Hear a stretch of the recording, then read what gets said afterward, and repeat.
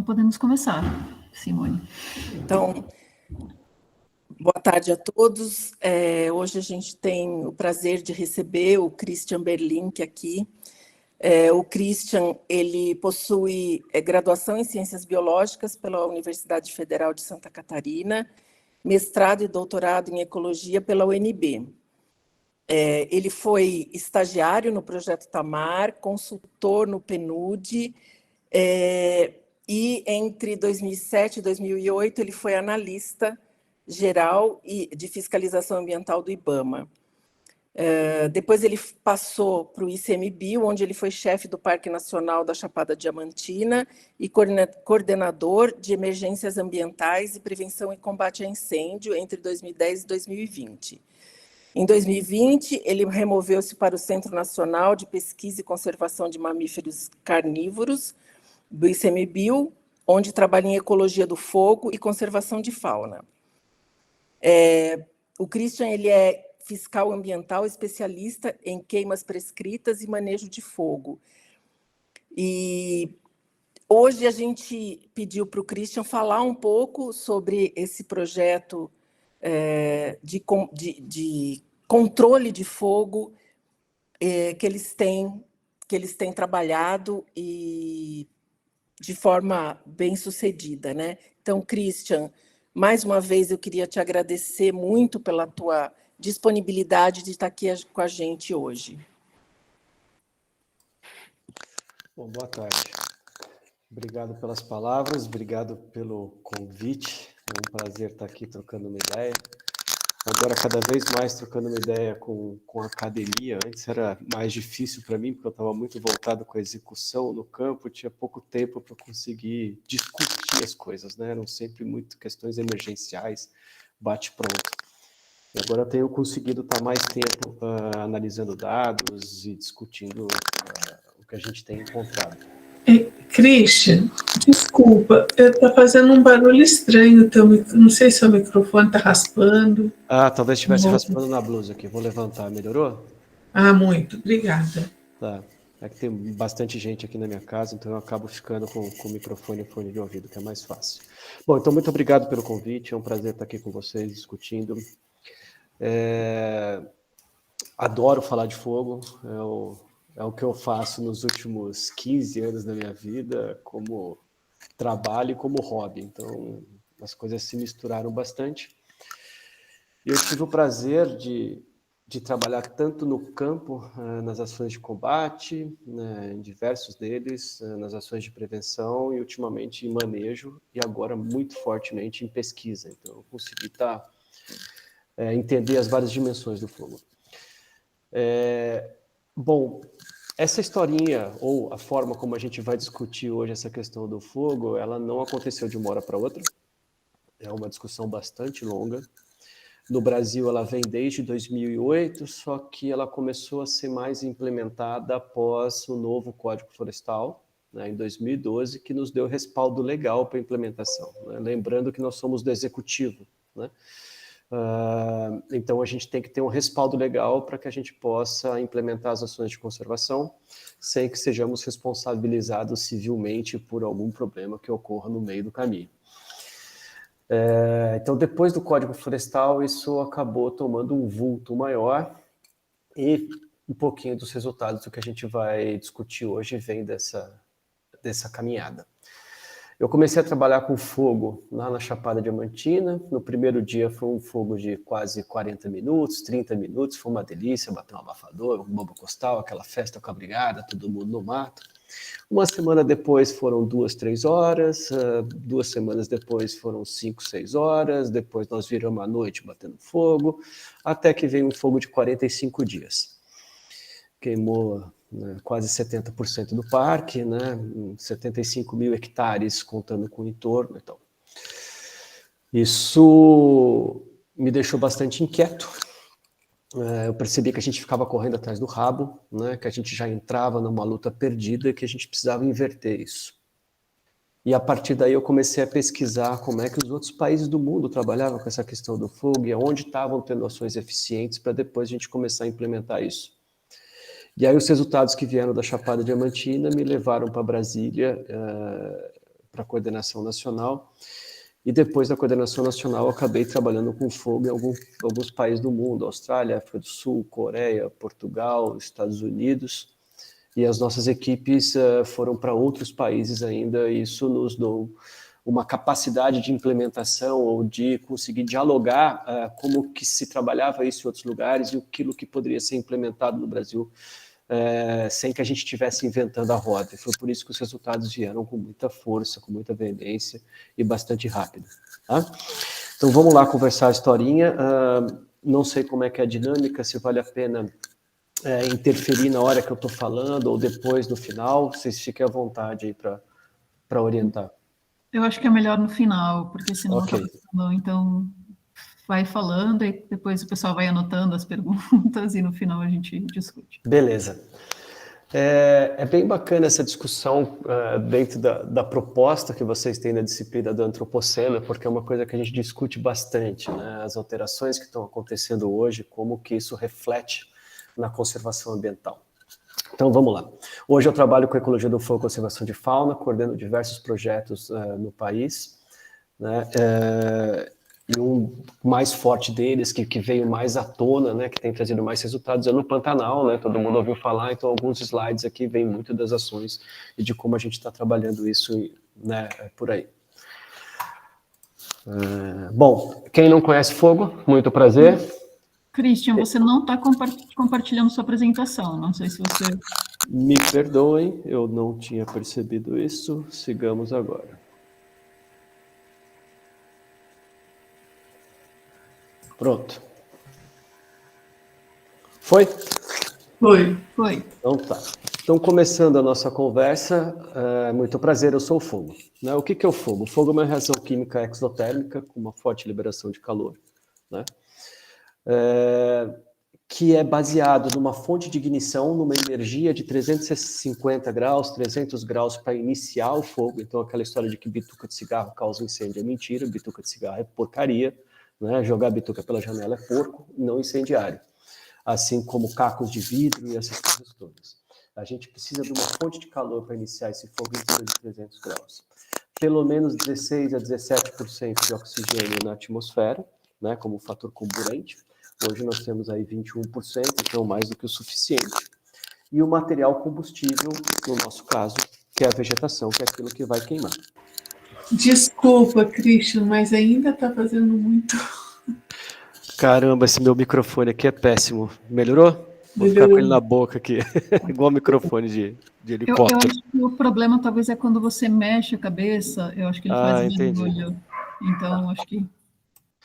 Então, na ocorrência desse fogo, né, que vem a partir desse primeiro triângulo, existem vários fatores que deixam mais complexo o seu comportamento, que influenciam no seu comportamento. São os fatores meteorológicos, né, temperatura do ambiente, insolação, umidade, vento, que vai deixar esse fogo mais intenso ou menos intenso. Os fatores de topografia, que são inclinação de terreno, se essa inclinação está voltada para o norte ou para o oeste, que são mais quentes, então aumenta a desidratação, esse fogo anda mais rápido. E o tipo de combustível, se é combustível fino, se é combustível lento, se é fino, se é grosso, se é um combustível contínuo, né? Isso facilita, por exemplo, a propagação desse fogo, né, tornando-se um incêndio de grande magnitude. E olhando para esses dois triângulos, o que a gente percebe que eles têm em comum é a fonte de combustível. Por isso, para que a gente pense muito na questão do fogo e na prevenção do fogo, o primeiro fator a ser observado é o combustível. E é a partir daí que o mundo hoje tem trabalhado nessas questões de prevenção de incêndio. As principais fontes de ignição que nós temos, né, aquelas não antrópicas, né, uma delas é o raio e a outra é o vulcanismo. Né? No Brasil nós não temos vulcanismo, então o fogo que não é de origem humana é só raio. Todos os outros são de origem humana, ou seja, são causados por um isqueiro. Né? Seja ele para um fogo controlado, seja ele para causar incêndio, para um incendiário mesmo, um piromaníaco, que são os responsáveis pelos grandes incêndios que a gente tem no Brasil hoje. E nesse meio, né, estamos nós. Nós evoluímos olhando para o fogo desde a época em que nós estamos lá na África do Sul. Né? Lá na época do início dos australopitecos, do Homo, a gente já vem num processo de curiosidade em relação ao fogo, tentando entender a sua força e como que a gente pode pensar em controlá-lo para o nosso benefício. Sugiro uma leitura de livro, se vocês não leram esse livro, ele é muito bacana, Porque Almocei Meu Pai, ele fala de uma forma romântica sobre um processo de evolução humana, e a sua relação social e ambiental. É bastante interessante, bem romântico, de um jornalista, super gostoso de ler. Como é que é o nome do livro? Porque Almocei Meu Pai. Nossa. É super agradável de ler, de 2 sentadas você mata o livro, é uma delícia. Merece ler. E ele conta um pouquinho dessa história, dessa relação dos humanos, já, se eu não me engano, como sapiens, eu me lembro do começo, nesse processo, inclusive, do fogo fazendo parte da transformação cultural e tecnológica da nossa espécie, como isso interferiu nas relações dentro dos grupos e também nas relações com o ambiente. Então, intraespecífica e interespecífica. É bastante interessante. E aí, nessa curiosidade, a gente começou a chegar mais perto e começou a pegar esse fogo, porque a gente percebia que o fogo, né, esquentava, que o fogo afugentava animais, né, que facilitava a caça, de que a carne cozida ou o churrasquinho vindo desse fogo que acontecia era mais fácil de eu comer, mais fácil de eu digerir, né, e eu tinha uma quantidade proteica maior do que aquela que eu conseguia como detetívoro e como coletor. Né. Isso facilitou, por exemplo, que eu saísse da situação de presa para me tornar um predador. Então eu consegui ocupar cavernas que antes eram ocupadas por ursos, por tigres dente de sabre, que me predavam, né, utilizando o fogo para afugentá-los. O fogo, nesses ambientes, né, ele permitiu, por exemplo, divisão de tarefas, né? Então, algumas pessoas cuidavam da caça, outras manutenção do fogo, outros cuidavam dos filhos, e isso nos permitiu estar em volta de um ambiente único para conseguir trocar ideias, compartilhar alimentos, né? Um alimento de melhor quantidade proteica, mais absorvível, né? Mais palatável, e isso foi nos ajudando também no desenvolvimento da linguagem, né? Da comunicação. Eu estou contando uma história bem breve, essa discussão é bastante longa, né? Dá para a gente discutir horas cada um desses detalhes. Tá? Isso nos ajudou a desenvolver linguagem, comunicação,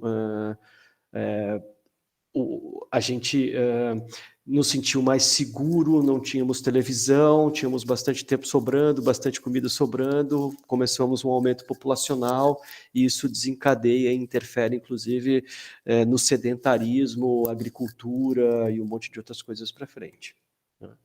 Facilitou, com esse domínio do fogo, né, a ocupação do planeta inteiro. Esse não é o mapa que eu mais gosto, eu não achei um mapa que eu gosto bastante, que traz a chegada do homem no Brasil também via marítima, né? Que é uma das teorias que tem sido bem discutidas, né? Principalmente depois de alguns sítios arqueológicos, não só o Daniel de Guidon lá em Capivara, mas alguns outros no Pantanal e no centro-sul do país, com 25 mil, 30 mil anos reconhecidos já de ocupação humana. Mas esse domínio do fogo, né, nos permitiu migrar com mais facilidade, ocupar áreas frias com mais facilidade, né, nos aquecer, caçar e dominar esse ambiente. Não só dominar o ambiente, mas também transformá-lo para que ele atendesse melhor às minhas necessidades e expectativas. Né? Tem um outro livro, livro bastante interessante, é esse, Pegando Fogo. Ele discute a questão de uso do fogo, alimentação, absorção de nutrientes e transformações anatômicas nesse processo humanos. Né? E a gente consegue perceber que a partir do domínio do fogo, já ali no Homo habilis, né? Quando começamos a usar as mãos e as ferramentas e tudo isso, associado depois ao domínio do fogo, tem um desenvolvimento muito grande da caixa craniana e do tamanho cerebral, né? Associado também à melhor nutrição. E, ao mesmo tempo, também tem diversas transformações anatômicas e fisiológicas que começam a acontecer a partir desse aumento de proteico, de carne que a gente começa a consumir. Né? E isso nos ajuda a transformar em quem nós somos hoje. Né? E esse fogo, ele sempre foi visto, né, ou inicialmente era muito visto como sagrado, né, o fogo que Prometeu roubou do Olimpo e deu para os humanos para que eles usassem com sabedoria, ou o fogo para renovação, ou o fogo para rituais de passagem, ou o fogo para caça nos indígenas, né? O problema foi que mais para frente nós começamos a usar esse fogo com pouca sabedoria e é o que nós estamos encontrando hoje no planeta. Mas isso não começou agora, esse mau uso do fogo, né? Ele foi muito usado, né, como instrumento de tortura, ele foi muito usado como instrumento de dominação social, ele foi muito usado como instrumento de guerra, ele é utilizado também como dominação cultural dentro de algumas religiões, né? E isso transforma o fogo não mais numa coisa sagrada, mas sim numa coisa que nos traz a sensação de que é negativo, de que causa dor, de que causa incômodo. E a gente traz isso culturalmente desde a época em que o não indígena, né, ocupava apenas ali fortemente a Europa, principalmente, né? Mas aí quando a gente começou a vir para o Brasil, né, os portugueses vieram para o Brasil lá em 1500, né, o que eles encontraram de cara? Eles encontraram uma costa super florestada, bastante úmida, em que a vegetação era totalmente sensível a fogo, ambiente florestal. E eles já traziam na sua carga cultural toda essa informação de que o fogo era extremamente negativo.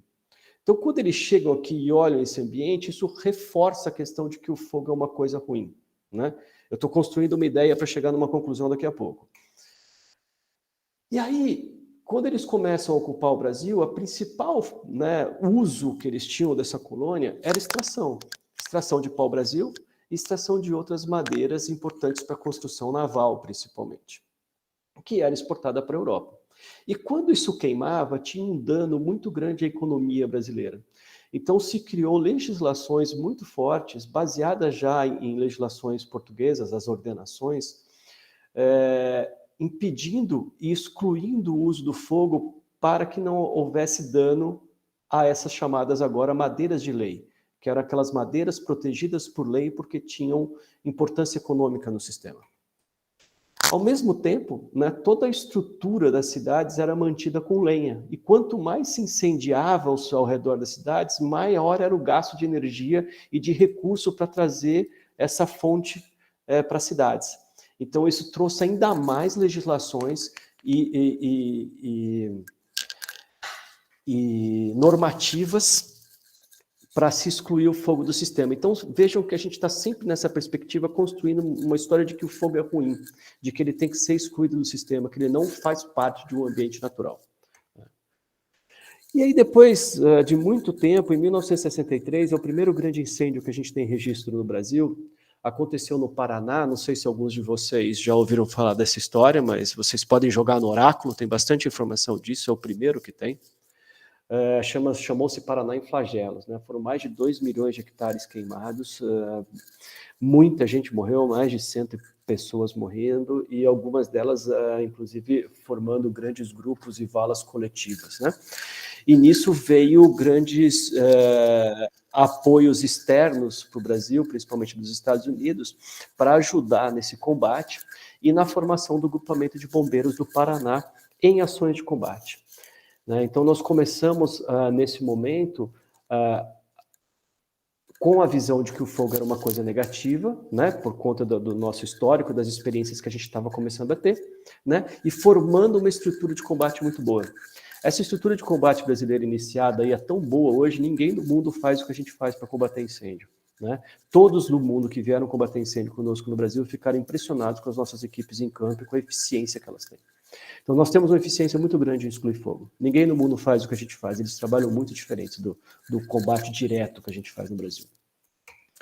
Só que aí, depois disso, começaram a vir vários incêndios. Nós tivemos alguns em Poço das Antas, no Rio de Janeiro, tivemos alguns em Itatiaia, outros em São Paulo, nesse longo do tempo. Mas um outro que veio com muita força foi em 88, em Roraima, que já chamou a atenção do mundo, né? Essa revista, essa capa da Times, para mim, ela é muito marcante, né? Muito bem feita.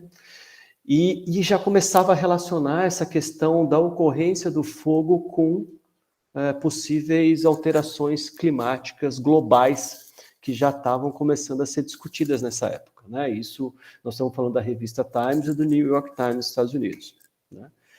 E no Brasil, então, ainda na época de BDF, né, o IBAMA ainda não tinha sido nem criado, já se formou a Comissão Nacional de Prevenção e Combate a Incêndios Florestais, que depois, com a criação do IBAMA em 89, né, foi levado para dentro do IBAMA como chamado Previfogo, né, que depois, em 98, teve a revogação desse primeiro decreto criado e transformou o Previfogo num centro especializado, elevou a categoria desse sistema Sistema Nacional de Prevenção e Combate a Incêndios, que é o Previfogo. Depois de um tempo passado, um outro incêndio em Roraima veio como marco na nossa realidade, né? Queimou bastante tanto a área de Lavrado, Raposa, Serra do Sol, quanto as áreas de Capinarana aberta, né, como as áreas de Capinarana fechada. Não sei se vocês conhecem bem a floresta amazônica, mas ela é um misto de fitofisionomias bastante interessantes, né, e com diversas características associadas à presença do fogo, né. E diversas tropas brasileiras, principalmente militares naquela época, foram mandados para lá, e muita gente veio de fora, Estados Unidos e outras áreas, também para nos ajudar no combate. Só que o fogo não foi controlado pelas nossas tropas, e sim pela chuva, né?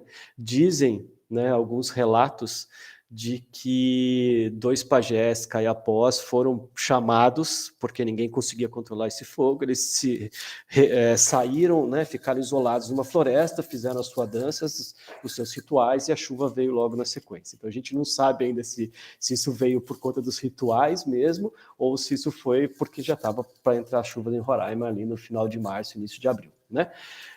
Mas isso foi um marco, foi daí para frente que estourou toda a estrutura brasileira de prevenção e combate a incêndios, né? Então se criou o BD Queimadas dentro do INPE, e assim fortaleceu o Previfogo, né? Começaram os treinamentos muito fortes de mandar gente nossa para fora, de trazer gente de fora para cá, para aumentar a nossa capacidade de contratação. E logo na sequência vieram a contratação dos primeiros brigadistas a partir de 2001. Até essa época, até 2001, a gente contratava por diária. Depois disso, a partir de 2001, a gente começou a contratar as pessoas. Então, quer se tenha fogo ou não, eu tenho pessoas contratadas. Então, é muito melhor que não tenha fogo do que tiver fogo para eu ser contratado e receber o meu dinheiro, né? Então, a partir daí, vem todo o sistema de contratação de brigadistas, que hoje, contando entre ICMBio e IBAMA, nós estamos aí alguma coisa perto de 3.500 brigadistas por ano contratados. Isso sem contar com as estruturas estaduais e as brigadas municipais e particulares que estão distribuídas no território nacional. Só que isso tudo nós estamos falando de uma construção de um fogo negativo. Mas, por outro lado, se a gente começa a conversar com os nossos povos originários, a gente vai perceber que eles usam o fogo desde que eles chegaram aqui, né? Desde que eles se conhecem. Na sua cultura é muito cantada a importância do fogo para manutenção, seja ela para agricultura, seja ela para pecuária, seja para caça, seja para os rituais. Muitos índios caçam com fogo, né? Muitos quilombolas usam o fogo para a gestão da sua terra também. Então esse fogo faz parte dos povos originários brasileiros, assim como faz parte dos povos aborígenes, que foi onde eu comecei a trabalhar, a manejar fogo, como faz parte dos zulus africanos, como faz parte dos pastadores, das comunidades pastadoras tradicionais da Europa, no Portugal, na França, na Espanha. Então o fogo faz parte da cultura humana, né? Isso que nós estamos usando hoje aqui passou por um processo de fogo controlado, né? O computador passa por isso, a cadeira passa por isso, né? O fogo é muito importante na nossa cultura. O problema é que a gente, com o aumento populacional e as alterações do sistema econômico, né, começamos a usar o fogo com menos sabedoria. E aí usar o fogo para expandir novas áreas, usar o fogo para desmatamento, usar o fogo para alterar fortemente a paisagem, e isso está tendo um impacto cada vez maior na biodiversidade, no clima, na qualidade e quantidade de água, no solo e assim por diante. Esse é o grande problema. O grande problema é a falta de ordenamento no uso do fogo, falta de uma definição de prioridade, de trabalhar esse fogo de forma controlada. Essa passagem do Scott é bastante interessante, né? Que ele traz que o Homo sapiens é uma espécie monopolista, ou seja, dominou, né, é dominante. Ele refez o genoma cozinhando alimentos. Ele refez a biodiversidade cozinhando a paisagem, então ajudou a moldar a paisagem, a diversidade biológica que está ali, e está refazendo um planeta cozinhando lentamente a Terra com o fogo. O fogo humano tornou-se uma alavanca arquimediana, ou seja, né, nós que não temos tanto poder e tanta força, utilizamos o fogo como uma ferramenta para ajudar nessa relação de domínio com o ambiente. E ele casa muito bem com a teoria do poema perfeito que o Fernando Fernandes traz nas suas discussões no livro dele. Quem não leu, eu recomendo também ler o poema Imperfeito de Fernando Fernandes, professor da Federal do Rio de Janeiro, né? O primeiro capítulo dele, para quem não tem muito tempo, é o melhor de todos, é sensacional.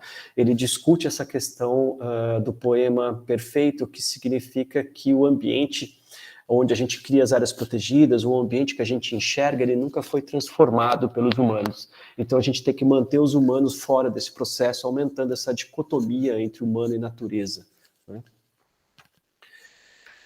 E aí, com esse uso desordenado do fogo, né, esse uso do fogo errático, né, a gente está tendo cada vez incêndios com comportamento extremo, principalmente associados às mudanças climáticas, né? A gente vai discutir um pouquinho.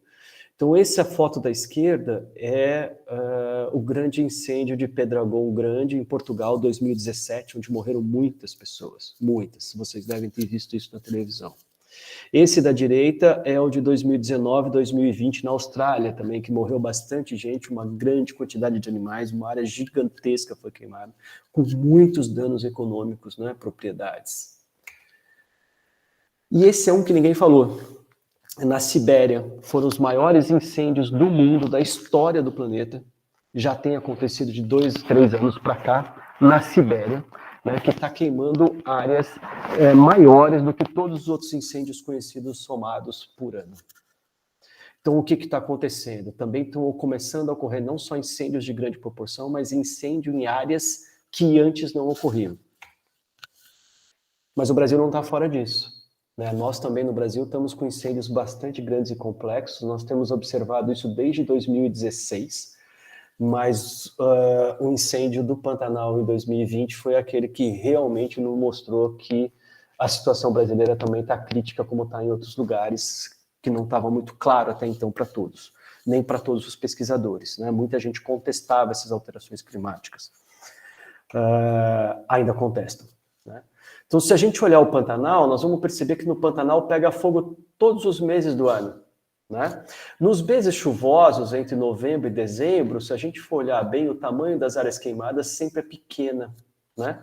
São fogos de raio que caem na época chuvosa, então a vegetação está bem úmida, a temperatura não está tão elevada, né? As chuvas vêm logo na sequência, então esse fogo não toma grandes proporções. Mas em agosto, setembro, outubro e início de novembro, principalmente, os incêndios tomam uma proporção gigantesca, né? É justamente o auge da seca. E se vocês pararem para pensar, o auge da seca no Brasil, se você olhar para o céu, normalmente o céu está azul, não tem uma nuvem. Então esse fogo não pode ser causado por raio, ele só foi causado por humanos, né? E aí tem fatores políticos, tem fatores econômicos e tem fatores culturais associados a isso, né? O que eu queria dizer importante nesse mapa da direita, no estudo da Garcia, é que a maior parte da área que queimou no Pantanal, 43%, não queimava há mais de 20 anos. Era a área que ficava alagada. Então, com as alterações climáticas, com a alteração de chuva, talvez por um ciclo natural que o Pantanal tem, né? Talvez agravado porque a gente começou a canalizar áreas alagadas e úmidas para produção de monocultura, a gente alterou as cabeceiras que ficam na área de cerrado, né, as nascentes, então também impacta mais fortemente. Esse fogo acabou tendo um comportamento mais severo, né? Uma coisa, esse gráfico, ele traz as alterações de temperatura, né, ao longo do planeta, e a gente pode perceber que elas estão ficando cada vez mais quentes, né? Não é uma coisa recente, já é uma coisa antiga, só que agora com com aumentos mais substanciais, né, temperaturas mais elevadas, em especial a partir dos anos 2000, a gente percebe isso para quase todos os países do globo, né? E existem alguns outros trabalhos que já mostram tendências de expansão da época de incêndios, aumento da temporada de incêndio. Esse foi publicado em 2015, ele mostra que, ou né, estima, que nos últimos 30 anos aumentou 30 dias a temporada de fogo e de seca no planeta, né? E, ao mesmo tempo, analisa e mostra tendências de aumento de estações de incêndios mais longos. E se nós formos olhar o Brasil aqui, nós estamos nas duas estimativas com bastante presença, né? A tendência, então, de fogo no Brasil é aumentar. Muito bem. O que a gente percebeu nos últimos anos? Que a nossa eficiência na exclusão do fogo, seja ele o fogo de raio ou seja ele o fogo causado por humanos, né? A nossa visão preservacionista, né, de que o fogo é negativo e de que qualquer interferência humana também é negativa no ambiente, provocou mudanças no uso e ocupação do solo, seja ele nas áreas antes ocupadas por populações tradicionais e comunidades que utilizavam essas zonas rurais, seja nas próprias unidades de conservação com a exclusão do fogo, principalmente naquelas onde evoluíram com a presença do fogo. Pantanal, Cerrado, Pampa, né? Algumas áreas de campos e savanas da Amazônia, né? Os campos de cima da Serra na Mata Atlântica. Isso levou a um acúmulo absurdo de biomassa, né? E está trazendo incêndios mais severos. O que a gente discute não é se vem o fogo, é quando o fogo vem, né? A palavra já se mudou, é quando ele vem. E quando ele vem com muita severidade, com uma difícil condição de controle, né? Isso traz altos custos ambientais, altos custos sociais e altos custos financeiros, né? Para se ter ideia, um combate na Chapada dos Veadeiros que queimou 75 mil hectares, ele custou mais ou menos $80 por hectare, né? Uma ação de prevenção ela custa $2 por hectare utilizando helicóptero. Então existe uma discrepância muito grande nisso, além da perda que a gente está tendo, né? E essa exclusão do fogo... Oi, opa, desculpa, microfone. Desculpa, acabei de perceber. Bom, isso leva a homogeneização de paisagem, né? Deixa essa paisagem mais simplificada, menos nichos ecológicos, né? Consequentemente, leva a uma perda de diversidade biológica, né? E não nos leva a atingir os objetivos de conservação. Esse aqui foi o Parque Nacional das Emas, né? Foram 3 incêndios que aconteceram em 2010, individuais, e que se juntaram dentro da unidade. Em 36 horas, ele queimou quase 90% da unidade, né? E Emas queimava recorrentemente, a cada 10 anos, em torno de 85%, 90% da sua área. Então, as nossas ações de manejo na perspectiva de exclusão do fogo estavam eficientes. O problema é que ela estava tornando o ambiente mais ignífero e ele estava tendo incêndios cada vez mais catastróficos. A gente não tem estudos parecidos no Brasil, a gente está tentando fazer, mas esse é nos Estados Unidos, que mostra o seguinte: quanto mais os Estados Unidos investem em combate, em exclusão do fogo, maiores são as áreas queimadas. Ou seja, não adianta eu investir na exclusão do fogo e nesse combate, né, que eu estou piorando a situação que eu estava tentando proteger. Bom, e aí, para não ficar desesperado, eu não sou um cara de ficar sentado vendo as coisas acontecerem. Eu sou bastante inquieto e fui estudar, né? E ao estudar, eu me deparei com um livro, mais uma indicação para quem quer trabalhar com fogo. É do Myers, né? Convivendo com o Fogo, e ele traz uma discussão da importância social e econômica do fogo associada à importância ecológica deles nos ambientes do mundo. Então, classifica esses ambientes em ambientes sensíveis, que são basicamente os florestais, em ambientes dependentes ou associados, mantidos pelo fogo, que são os ambientes savânicos, os ambientes campestres, e alguns ambientes independentes da passagem do fogo, que é aquele onde eu não tenho uma disponibilidade de combustível suficiente para que o incêndio se propague. Por exemplo, no Brasil, a caatinga, né?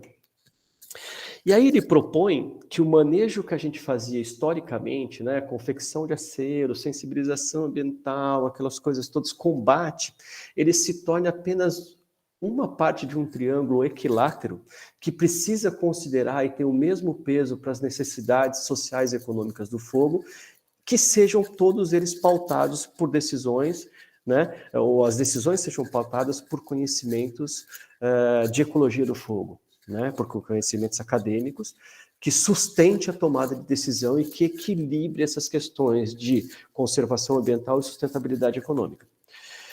Isso, eu me deparei com isso em 2008, depois desse grande incêndio na Chapada Diamantina, e a partir dali a gente começou a implementar essas questões. E foi perceber que no Brasil já existiam alguns estudos, né, definindo ambientes ou macroambientes, né, associados à presença do fogo, respondendo positivamente ao fogo, como o Pantanal, Cerrado, o Lavrado, que existem algumas, tanto em Roraima quanto no Amapá, os Pampas no sul, alguns campos de cima da serra em Santa Catarina e tal.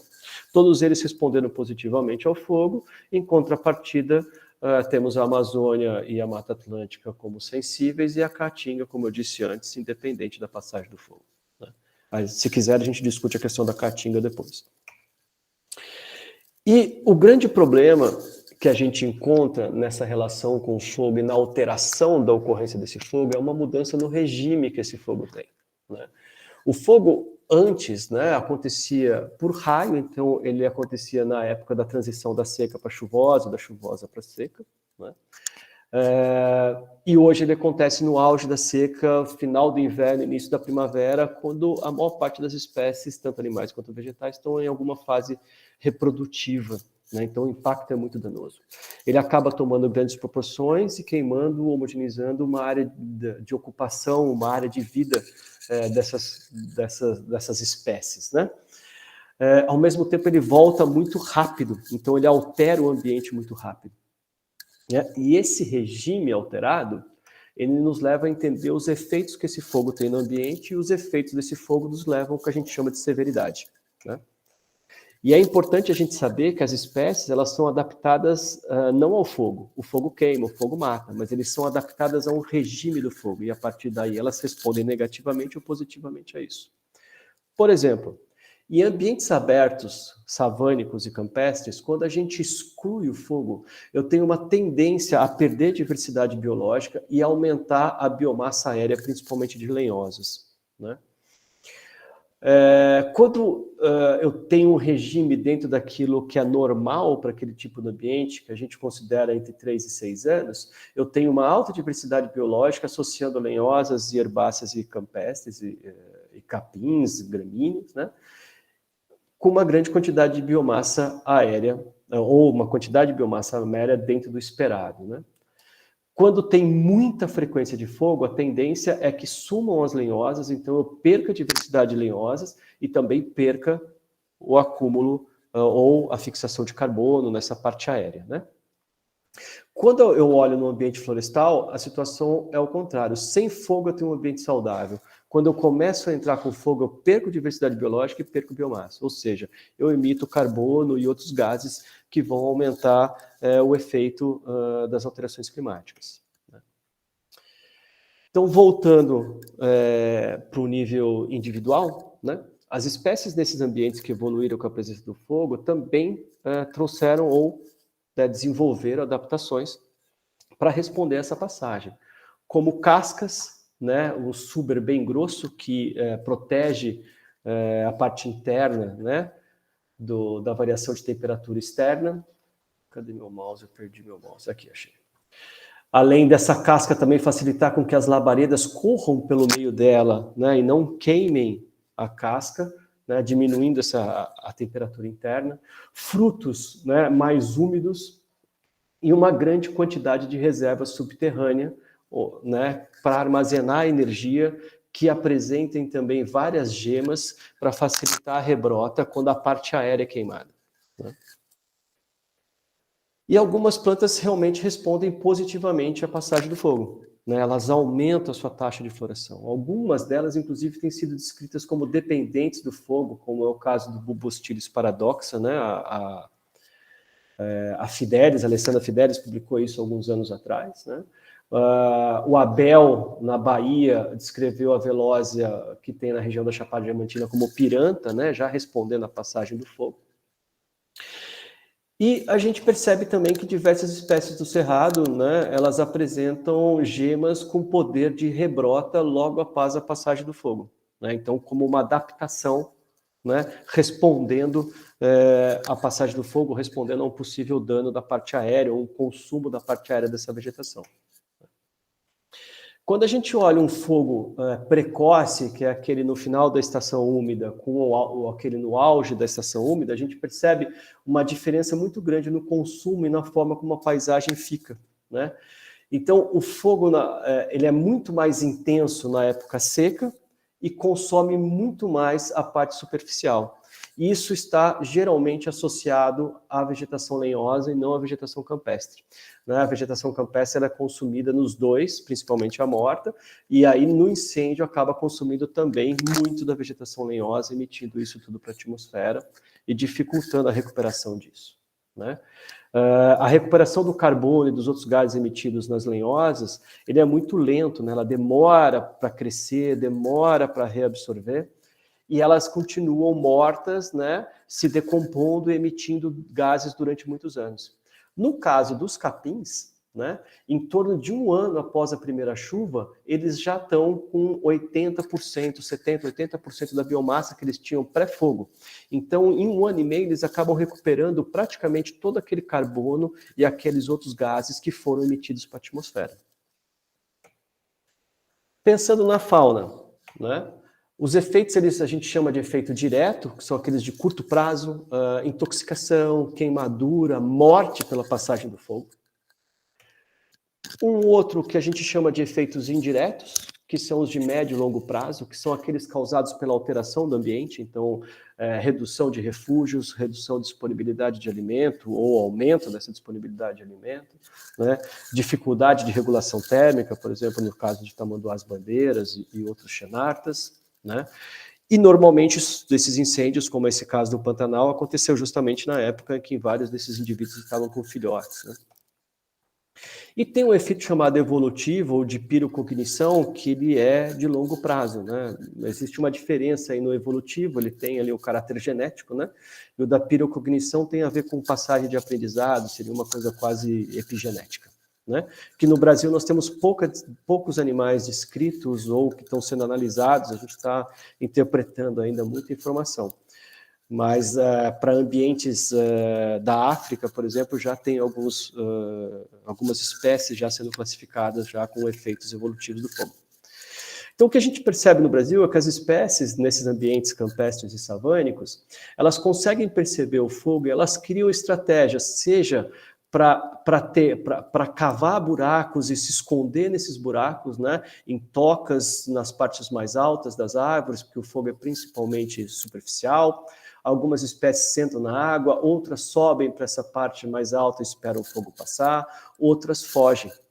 O que começou a acontecer nos últimos anos, a gente viu muito no Pantanal, é que as espécies que tinham a estratégia de subir na árvore começaram a morrer porque o fogo estava mais intenso. Isso acabava elevando a temperatura na copa e elas eram, então, ou intoxicadas, ou morriam desidratadas, ou também queimadas. Aquelas outros momentos que fugiam para as partes mais altas, nós começamos a ter fogo de copa, fogo na parte alta da copa das árvores, isso matava as espécies. E aquelas que se intocavam, começamos a ter fogo de subsolo, nas áreas mais secas, né, onde estava menos úmido, com muito fitossolo, com muita matéria, muito horizonte A e B. E isso acaba levando à mortalidade dessas espécies que antes tinham estratégias diferentes e que, com essa mudança do comportamento do fogo, não estão correndo tão rápido, elas não estão tendo tempo de se adaptar a uma nova realidade do fogo, por isso está trazendo uma alta mortalidade, que foi o que a gente viu no Pantanal.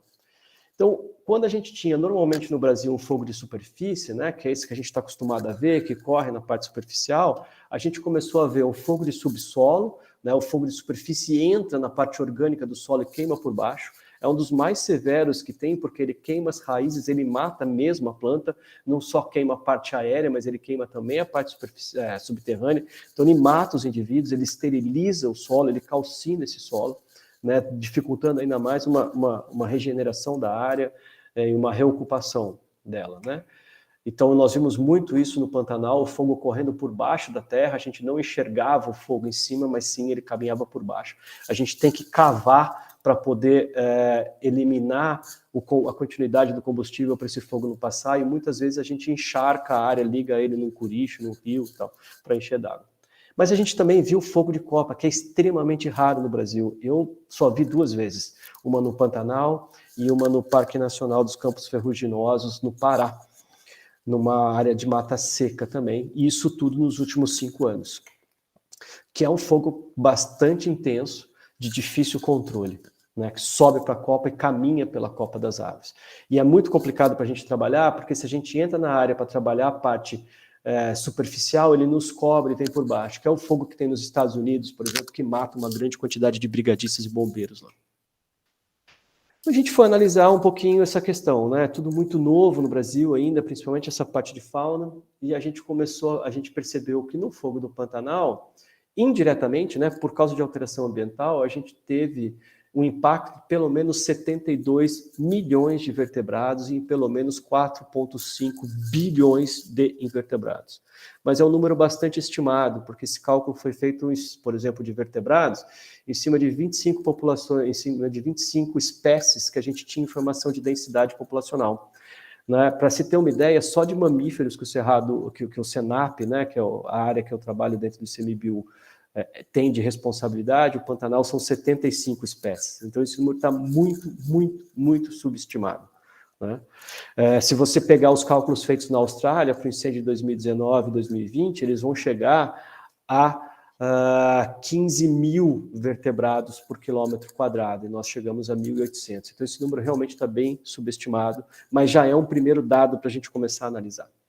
E aí a gente percebe que esse dano vai dentro d'água, né? Algumas espécies de peixe apresentaram mudanças fisiológicas, estruturais, anatômicas. Essa daqui é por conta de redução da taxa de oxigenação.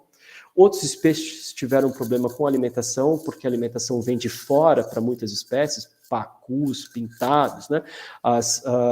Os frutos e as flores das plantas que ficam ribeirinho nas cordilheiras do Pantanal, né, nas barrancas, acabam caindo dentro do rio, e é isso que eles têm como fonte de alimento, e essa vegetação foi toda queimada. Espécies tiveram que fugir e acabaram entrando em territórios de outras espécies, isso gerou conflito intraespecífico, né? Outras ficaram sem alimento, nós tivemos que entrar com alimentação no Pantanal, né, e água em diversas áreas, porque não tinha nem água nem comida para os bichos. Então, uma alteração da paisagem bastante grande, que traz efeitos a longo prazo, não só aquele pontual que a gente enxerga no momento da passagem do fogo. Né? Problemas com falta de alimentação para as araras, falta de alimentação para diversos bichos, por exemplo, jaguatiricas e bugios, que começaram a predar os ninhos de arara, porque eles não tinham outra coisa para comer. Então, o pessoal do Projeto Arara Azul teve que colocar folhas de zinco para impedir a passagem de animais para a chegada nos ninhos artificiais. Né? Pensando agora no efeito direto, na mortalidade, né, nós chegamos a uma conta de 17 milhões de vertebrados mortos no Pantanal, isso dá em torno de 220 vertebrados por quilômetro quadrado. Desses, 60% são serpentes. Dos 60% que são serpentes, 90% eram serpentes aquáticas, mostrando aquela proposta inicial que eu trouxe de que o fogo queimou as áreas que eram antes molhadas, úmidas, e que agora estavam secas. Então, as estratégias das espécies era tentar caminhar para essas áreas para fugir do fogo, e não conseguiam chegar, ou não tinha água e o fogo passava por cima delas, né? E matou muita gente. Então, antes a gente tinha fogo em faixa, né? Então, deixa eu voltar um slide. O nosso fogo, o nosso fogo, normalmente, ele era uma linha de fogo. A gente até tecnicamente chama de linha de fogo, né? Então, os animais, eles pulam por cima dessa linha de fogo e conseguem fugir dele. O que aconteceu no Pantanal não era mais uma linha, era uma faixa de 100, 200, 300 metros pegando fogo. Então, os animais tentavam pular isso e encontravam fogo. Não só fogo na superfície, mas eles caíam e as patas entravam no braseiro do solo queimando. E aí geravam situações como essa da Manassi, que ficou muito famosa, né? que queimou fortemente as patas a ponto de perder tecido vegetal, tecido muscular, perder tendão e ficar no osso. E ela foi tratada, foi levada para o Nex, né, perto de Brasília, em Goiás, né? Só que o dano foi tão grande que a gente não pôde reintroduzi-la, que ela não tem condições de sobrevivência na natureza. Mas, por um outro lado, ela encontrou com outro macho lá no Nex, do Pantanal também, e já teve uma fêmea, né? E a gente está num trabalho hoje para reintroduzir esse filhote. Outras espécies que tinham estratégias de fuga, né, indo para as áreas alagadas, né, por exemplo, os jacarés, eles vinham para as áreas alagadas e entravam embaixo das raízes do abobral. Só que o fogo queimou, não tinha água, queimou todo o solo vinha mais ou menos até essa altura aqui, ó. Queimou todo o solo do abobral e a raiz, e os bichos morreram lá embaixo nas áreas que antes eles tinham de refúgio. Outras espécies subiram na árvore. E o fogo passou a noite com alta intensidade, com muita umidade, muita fumaça, e elas morreram intoxicadas, não morreram queimadas. Não tem um sinal de queimadura nesses indivíduos. Eles morreram intoxicados pela fumaça, não conseguiram fugir, principalmente à noite. Outros correram para dentro d'água, só que eles chegaram nas baías, as baías estavam praticamente secas, eles ficavam atolados.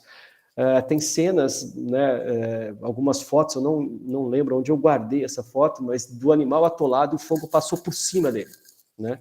E a gente encontra situações semelhantes a essa, né? Esse veado a gente teve que eutanasiar, né? E essa anta morreu presa, né, numa situação semelhante a essa onde o veado está. Só que o veado chegou nessa área depois da passagem do fogo. O fogo foi para a copa, queimou animais que estavam se refugiando nas copas das árvores. Grandes bandos de macacos. Tem espécies de macaco, de mico, que a gente não encontrou depois do fogo de 2020. A gente via antes do fogo, depois do fogo a gente não vê mais. A gente ainda está analisando, precisa continuar alguns estudos para buscar, né? Para ver se realmente extinguiu os grupos da população local ou se ela se refugiou em outro lugar que nós não estamos encontrando. Por outro lado, a gente percebeu também nesses estudos que existiam algumas espécies que conseguiram se adaptar e sobreviver, né? Esse pequeno roedor, o Holoquilus, ele entrava nas tocas, não deles, provavelmente de caranguejos, né? E ficava dentro d'água, na zona de Peribaí. Então queimou a parte de cima, queimou o solo, mas ele estava dentro d'água e sobreviveu. Né? A gente encontrou fêmeas prenhas, né? Dá para ver ele aqui dentro. Fêmeas prenhas, né, encontramos machos e muitos deles estavam associados a pequenos peixes e crustáceos, né, e caranguejos dentro dessa toca. E eles tampam a toca, eles fazem um bolinho na toca, dá para ver bem aqui, queima tudo em volta e o bolinho está molhado, não queima.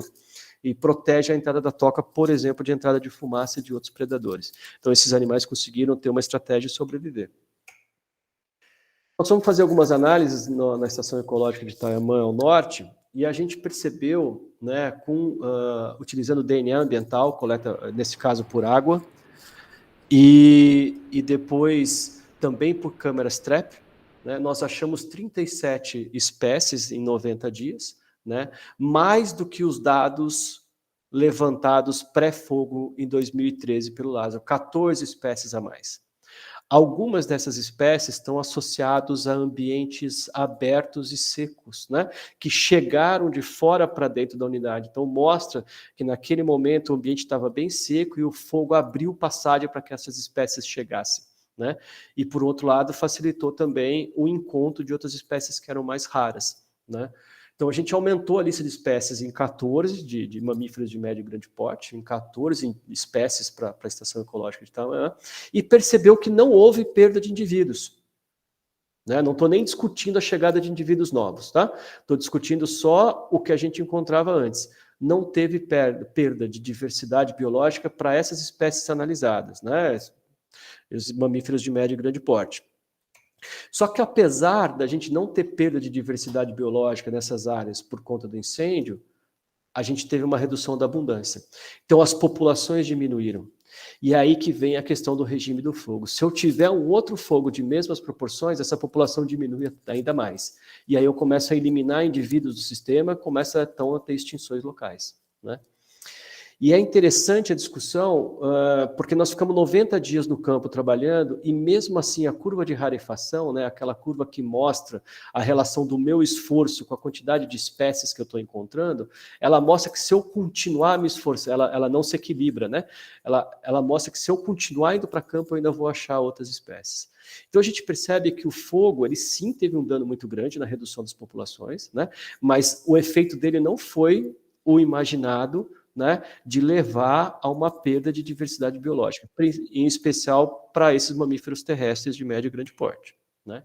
Então eles estavam lá, mesmo com populações reduzidas, né, em relação quando compara a área que queimou e a área que não queimou em 2020, eles continuam lá, estão bem, estão com filhotes e estão ocupando as áreas.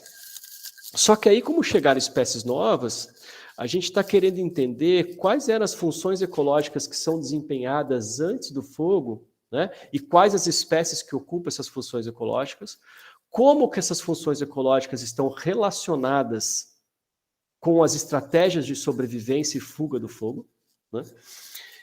E se depois que passa o fogo, aquelas funções ecológicas continuam sendo desempenhadas ali naquela região e quais são as espécies que estão desempenhando.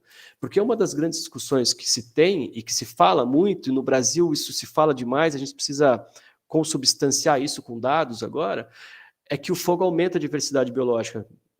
Então eu preciso entender que diversidade biológica é essa. Se ela aumenta por conta de competição, talvez seja um problema para algumas espécies, né? Talvez não. Principalmente se a gente pensa que essas unidades estão insularizadas. Então eu preciso entender quais funções ecológicas são desempenhadas em cada área e quem desempenha essas funções ecológicas. E como ela está associada à passagem do fogo. Para com isso eu conseguir tomar a decisão assertiva de evitar a ocorrência de incêndio usando o fogo ou evitar a ocorrência de incêndio sem usar o fogo, excluindo ele, né? A gente recebeu o aceite dele hoje, desse trabalho.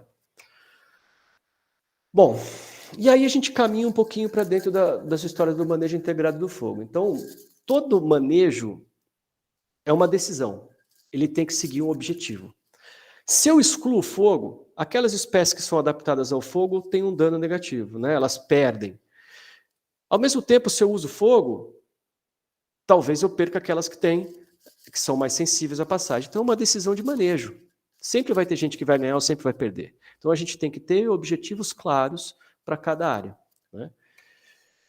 Isso passa, então, por continuar fazendo ações educativas, por continuar fazendo ações de sensibilização, por continuar evitando que o fogo usado para manutenção da cultura, para agricultura, para pecuária, para coivara, não saia de controle, né, e se torne um incêndio florestal.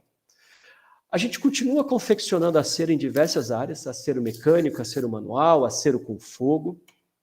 A gente continua tendo combate, e não é pouco, né? As nossas estruturas de combate estão crescendo cada vez mais, com helicópteros, aviões, equipes, treinamentos, o tempo todo a gente faz isso, né? Intercâmbio, simulações, né, para que estejamos preparados no momento do fogo.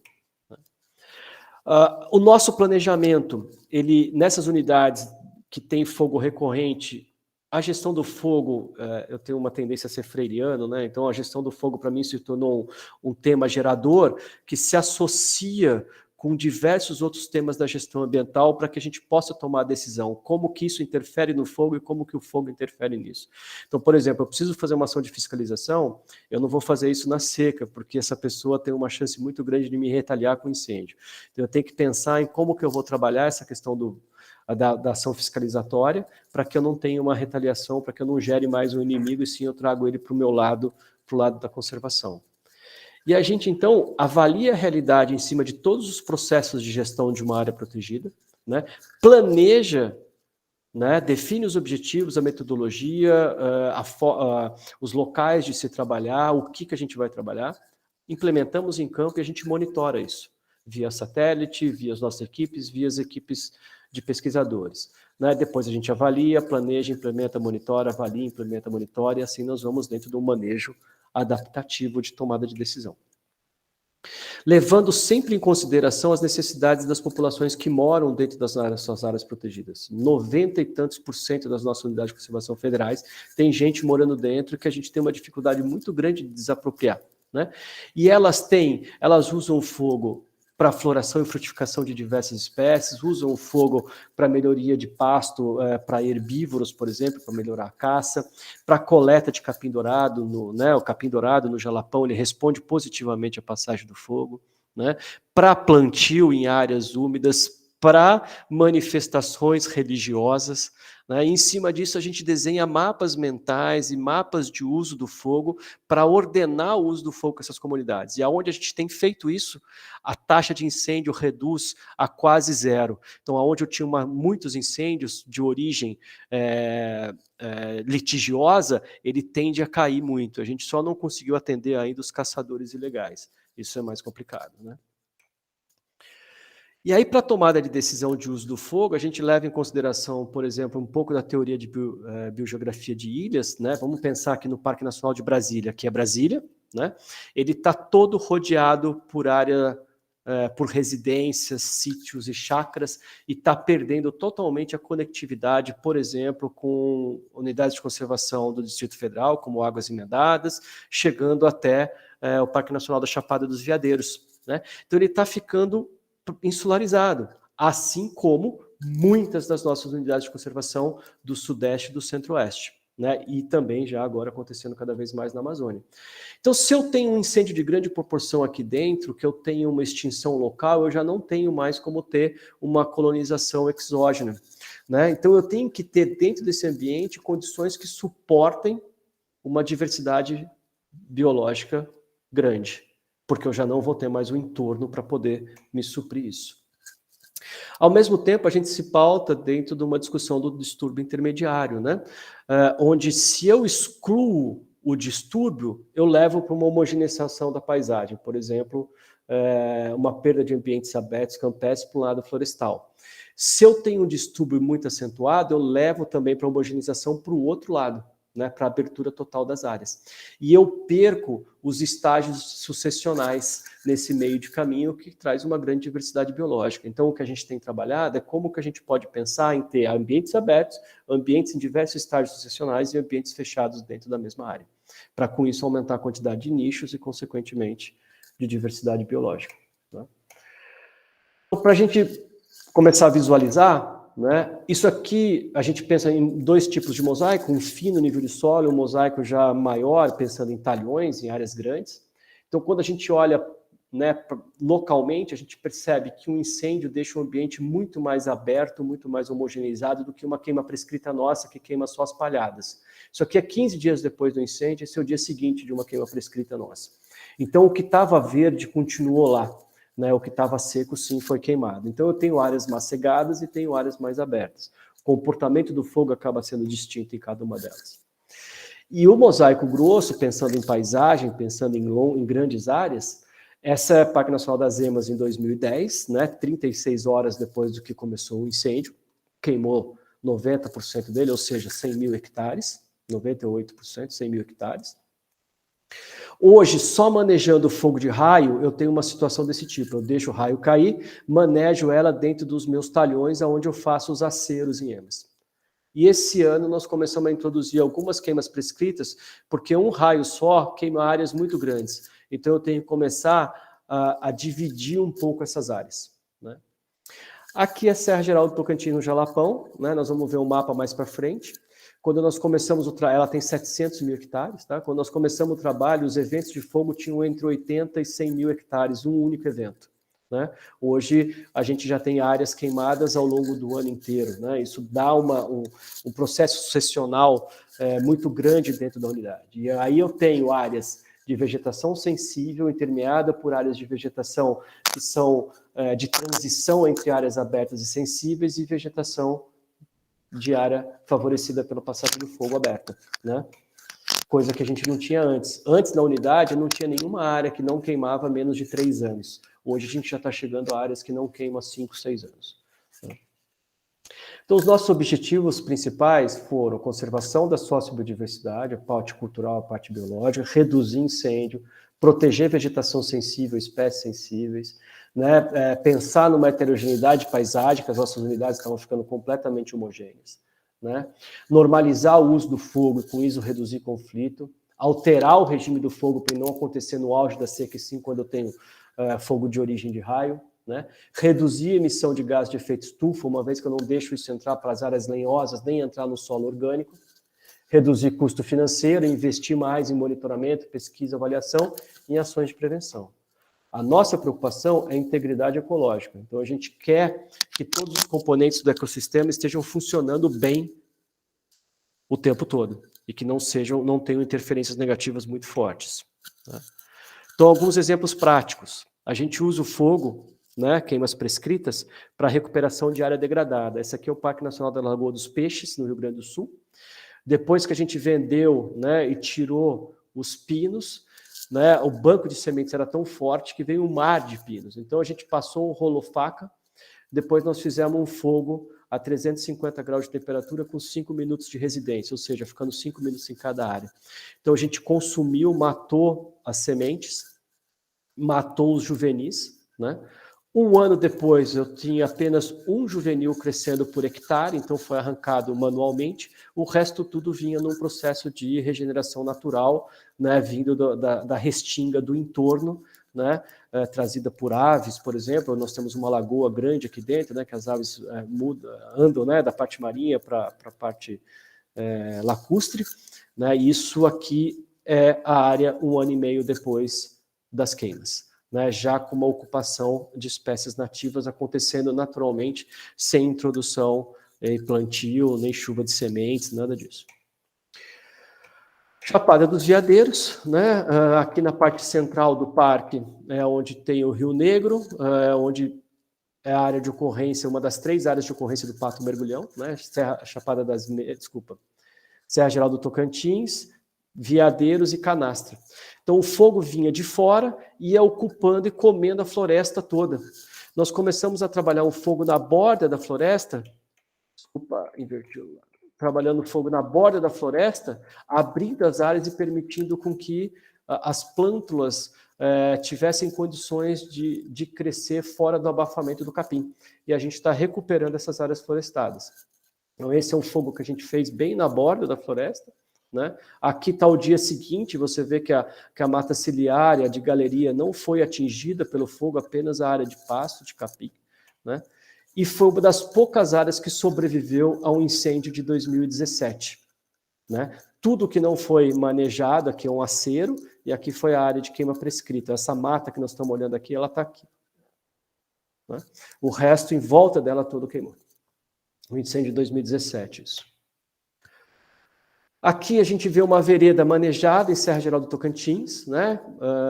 Aqui nós temos vendo uma vereda sendo queimada, incendiada, que traz resultados como esse. Ele calcina o solo, esteriliza o solo. Algumas dessas áreas ficam 2 anos sem ter um capim crescendo por ela, porque não tem horizonte orgânico, né? Está no solo mineral. Algumas outras queimas que a gente fez na parte alta de Itatiaia, nos campos de altitude, 10 hectares, né? Nós estamos analisando essa queima ainda, foi feito na época úmida, com muita água no solo, então o sapinho flamenguinho conseguiu se esconder tanto no solo quanto dentro das áreas alagadas, né? Esse fogo não fugiu de controle e ainda provocou uma alta floração de alguns capins que, segundo a equipe gestora da unidade e alguns pesquisadores, não eram vistos floridos há alguns anos. Alguns anos, eu digo coisa de 10, 15 anos. Aparados da Serra, no Rio Grande, na divisa do Rio Grande do Sul com Santa Catarina, né, os cânions de Itaimbezinho. Após a retirada do gado e a exclusão do fogo, né, aquilo que era o objeto de criação da unidade, que era a beleza cênica, a paisagem dos cânions de Itaimbezinho, eles começaram a ter impacto na visitação. Começou a crescer o capim e em cima do capim começa a crescer uma vassoura. E isso dificulta as observações das áreas. Né? Ao mesmo tempo, ele traz um processo sucessional para a mata de araucária. Então, nós começamos a queimar pequenas manchas próximo da área de uso público para manter essas áreas abertas, à medida que as outras áreas a gente protegia para que conseguisse levar um estágio sucessional para frente. Aqui é Chapada dos Guimarães, Mato Grosso, Parque Nacional. Essa é uma imagem da expedição Langendorf, de 1827, que mostra as áreas bem abertas por conta do pastejo e por conta do uso do fogo na área, e com a exclusão do fogo, o que aconteceu nessa paisagem, né, crescendo um cerrado mais denso. Então, a discussão hoje está se existe a possibilidade da gente pensar como uma introdução de fogo para trazer de volta a paisagem que é de importância cultural para a comunidade local, né, que nasceu, cresceu e vive lá há muitos e muitos anos. E também foi objeto de criação da unidade. Então, a gente tem aí os objetivos de criação que estão na lei de criação das unidades sendo alterado por conta de um processo de exclusão do fogo, seja ele natural, seja ele por raio, seja ele antrópico. Então, como manejar, como discutir, essa é uma questão que a gente tem avançado nos últimos anos. Então, aqui para a gente poder ver o fogo, né? Aqui foi uma queima prescrita há 2 meses atrás, 1 mês atrás, na Chapada dos Veadeiros. Né? O fogo apresenta uma labareda bem baixa, né? A intensidade disso está em torno de 300, 350 graus. Não queima a vegetação lenhosa, né? O capim verde ele continua na área e com possibilidade de rebrota. Vejam que as cinzas aqui são escuras, a gente vai discutir isso nos próximos 2 slides. Quando eu olho a cinza de um incêndio, ela é clara, é uma cinza bastante branca. Isso mostra de que esse fogo teve uma alta intensidade e volatilizou, isso alta intensidade que eu digo acima de 600, 700 graus, né? Que volatiliza quase todos os nutrientes para a atmosfera. Esses nutrientes são perdidos, eles não ficam no solo. Quando a gente olha as nossas queimas prescritas, o solo fica preto. Né? Então, é um fogo de baixa intensidade, 350 graus, 400 graus, que os nutrientes, então, que estavam fixados na parte morta da vegetação, ficam nas cinzas agora, e com a umidade eles ficam rapidamente disponibilizados. Para vocês terem uma ideia, né, o fogo que a gente faz normalmente, ele não impacta o solo. Essa pesquisadora está descalça, no meio da nossa queima prescrita, pisando no solo, logo enquanto o fogo está passando pela área.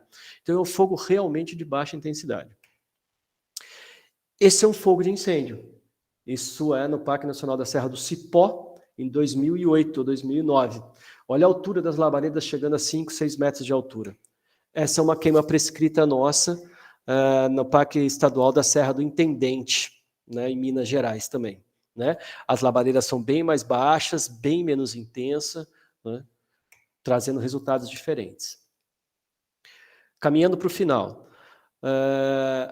Esse é um exemplo histórico do Parque Nacional da Chapada das Mesas, no Maranhão. Né? Nós tínhamos grandes incêndios recorrentes a cada 2, 3 anos, né? Que ocorriam principalmente no auge da estação seca, final da estação seca, tá? O auge da seca. Enquanto o fogo do início da estação seca ou na estação chuvosa sempre foi muito pouco e não suficiente para impedir a ocorrência de incêndio. Esse fogo acontecia por raio e pelos produtores, os pecuaristas locais, né, em fundos de pastos comunais. Depois que a gente começou o trabalho do manejo integrado do fogo, melhorando a relação, ordenando o uso do fogo e fazendo as queimas prescritas, existe uma forte tendência de não ocorrer mais incêndio. O que tem ocorrido são queimas prescritas e o uso do fogo pelos comunitários dentro da média histórica. Em relação aos incêndios, uma queda abrupta desde o início dos trabalhos. Quando a gente olha a Serra Geral do Tocantins, a implementação do manejo integrado do fogo, né? Então, os acordos com os quilombolas, os comunitários dentro da estação ecológica e a realização de queimas prescritas, que começou em 2014, mudou a realidade do tamanho das áreas queimadas, que antes estavam entre 80 e 100 mil hectares. Cada evento, né? A unidade queimava 250 mil hectares por ano, né? Para em 2021, algo perto de 3 mil hectares, o maior incêndio que teve. Né? E a área queimada se reduziu para 75 mil hectares. Então tem um jogo, né? Ele já começou a trazer resultados positivos em 6, 7 anos de implementação. Enquanto a gente via antes da implementação do manejo integrado do fogo áreas deste tamanho queimadas por um único evento, esse daqui tem 110 mil hectares, hoje os incêndios são esses em vermelho, distribuídos mais ao longo do território de menor tamanho. Então, finalizando, quando a gente surgiu e começou a dominar o fogo, né, a nossa história evolutiva se mistura com a história do fogo no planeta e se mistura com a interferência humana dentro desse planeta, alterando a sua paisagem para, lógico, como todas as outras espécies, para deixar o ambiente mais fácil para a sua sobrevivência, né? Isso aconteceu principalmente nos últimos 10, 12 mil anos, que é o Holoceno, que é o que alguns autores discutem e trazem com esse nome do Antropoceno, que é a fase com alta interferência do Homo sapiens no ambiente, né? E esse fogo foi muito utilizado para manejo da paisagem e, consequentemente, para influenciar ou para filtrar a biodiversidade que ocorre naquele local, né? E esse manejo com fogo e o uso do fogo é tão intenso que alguns autores estão comparando esse Antropoceno ou esse Holoceno à Era do Fogo de uma forma análoga como o gelo também, né? O frio na Era do Gelo influenciou a diversidade biológica, né? Só que aí a gente coloca um agravamento muito forte a partir da Revolução Industrial, que é retirada dos combustíveis fósseis, né, o carbono, o nitrogênio e outros compostos que estavam fixados no subsolo, trazendo isso para a atmosfera, né? É uma das coisas que tem agravado bastante essa questão das mudanças climáticas, né? E aí isso tem levado ao impacto no clima com fogo como uma subnarrativa da história do fogo, né? Então o uso do fogo de forma descontrolada, desregulada, desordenada tem alterado o clima e isso está trazendo efeitos bastante grandes, né? Aí surgiu mais um livro, né, do Payne, que é Piroceno, ele lançou em português esse ano, né? Já consegue comprar em português, é um livro sensacional, merece dar uma lida também. E aí, nesse meio do caminho, o fogo se tornou um instrumento para as nossas relações com o ambiente, né? Isso acaba, aí ele gerou outras ferramentas no desenvolvimento tecnológico, isso aumenta um distanciamento da nossa realidade ambiental, da nossa realidade ecológica, do homem como ser ecológico, como pertencente à natureza, né? E um aumento da importância da mercantilização com o nosso desenvolvimento, ou do sistema econômico que a gente se desenvolveu, né? Esquecendo que economia vem de ecologia. Então, na nossa perspectiva, o que a gente busca é equilibrar necessidades ambientais e sociais, orientadas por um monitoramento adequado, seja ele pelas equipes gestoras, seja eles mais acadêmicos, mais metodologicamente robustos, na busca de um uso sustentável do fogo, não é exclusão dele, é um uso sustentável, ordenado do fogo, que seja justo para as comunidades que estão na região e que precisam usar esse fogo para a manutenção da cultura e da economia, e que, ao mesmo tempo, seja ambientalmente equilibrado. Espero ter seguido uma linha lógica, construído uma ideia para a nossa discussão, né? Espero ter contribuído e deixado umas 320 mil pulgas atrás da orelha de cada um de vocês, porque o fogo é justamente isso, né? A gente sempre gera informação e tem outras perguntas que venham junto com ela, então é o que é bonito no fogo também, a gente não consegue parar de trabalhar com isso. Obrigado. Christian, muito obrigada pela tua fala. Gabi, você quer... Eu não sei se tem perguntas já, senão a gente pode abrir. Não tem perguntas no fórum, então podemos abrir. Christian, muito obrigada, muito interessante. Então vamos... Você não quer conduzir, Simone? As perguntas? Vamos lá, então. Eu vou começar fazendo uma pergunta... Ah, Cris Seixas quer fazer a primeira. Então, Cris, pode fazer você. Não, faz você. Não, pode fazer, depois eu faço no final. Não. Bom, primeiro, obrigada, Christian. Achei muito, muito boa a tua aula, assim, muito bacana toda essa história, né? Do fogo e da relação. E tem duas coisas que eu queria trazer, né? Eu dou aula sobre manejo, né? E desde 2008, 2009, que eu comecei a disciplina aqui na Unicamp, falando de ecologia, né? Fundamentos conceituais de ecologia e tal. E lá em 2009 eu falava sobre a questão de manejo de fogo e tal, e assim, eu sentia que as pessoas ainda eram muito reticentes, né? E queria saber assim, se você conhece a teoria de resiliência e panarquia, né? Que fala exatamente sobre os distúrbios, né, em pequenas escalas, evitando grandes distúrbios, né? E a panarquia são todos esses encadeamentos aí dos sistemas dentro de sistemas dentro de sistemas, né? Efeito borboleta. E assim, é muito, e assim, mesmo com colegas dentro da ecologia, como com gestores, quando eu falava disso, era assim, coisa de louco, né? Imagina, pôr fogo, né?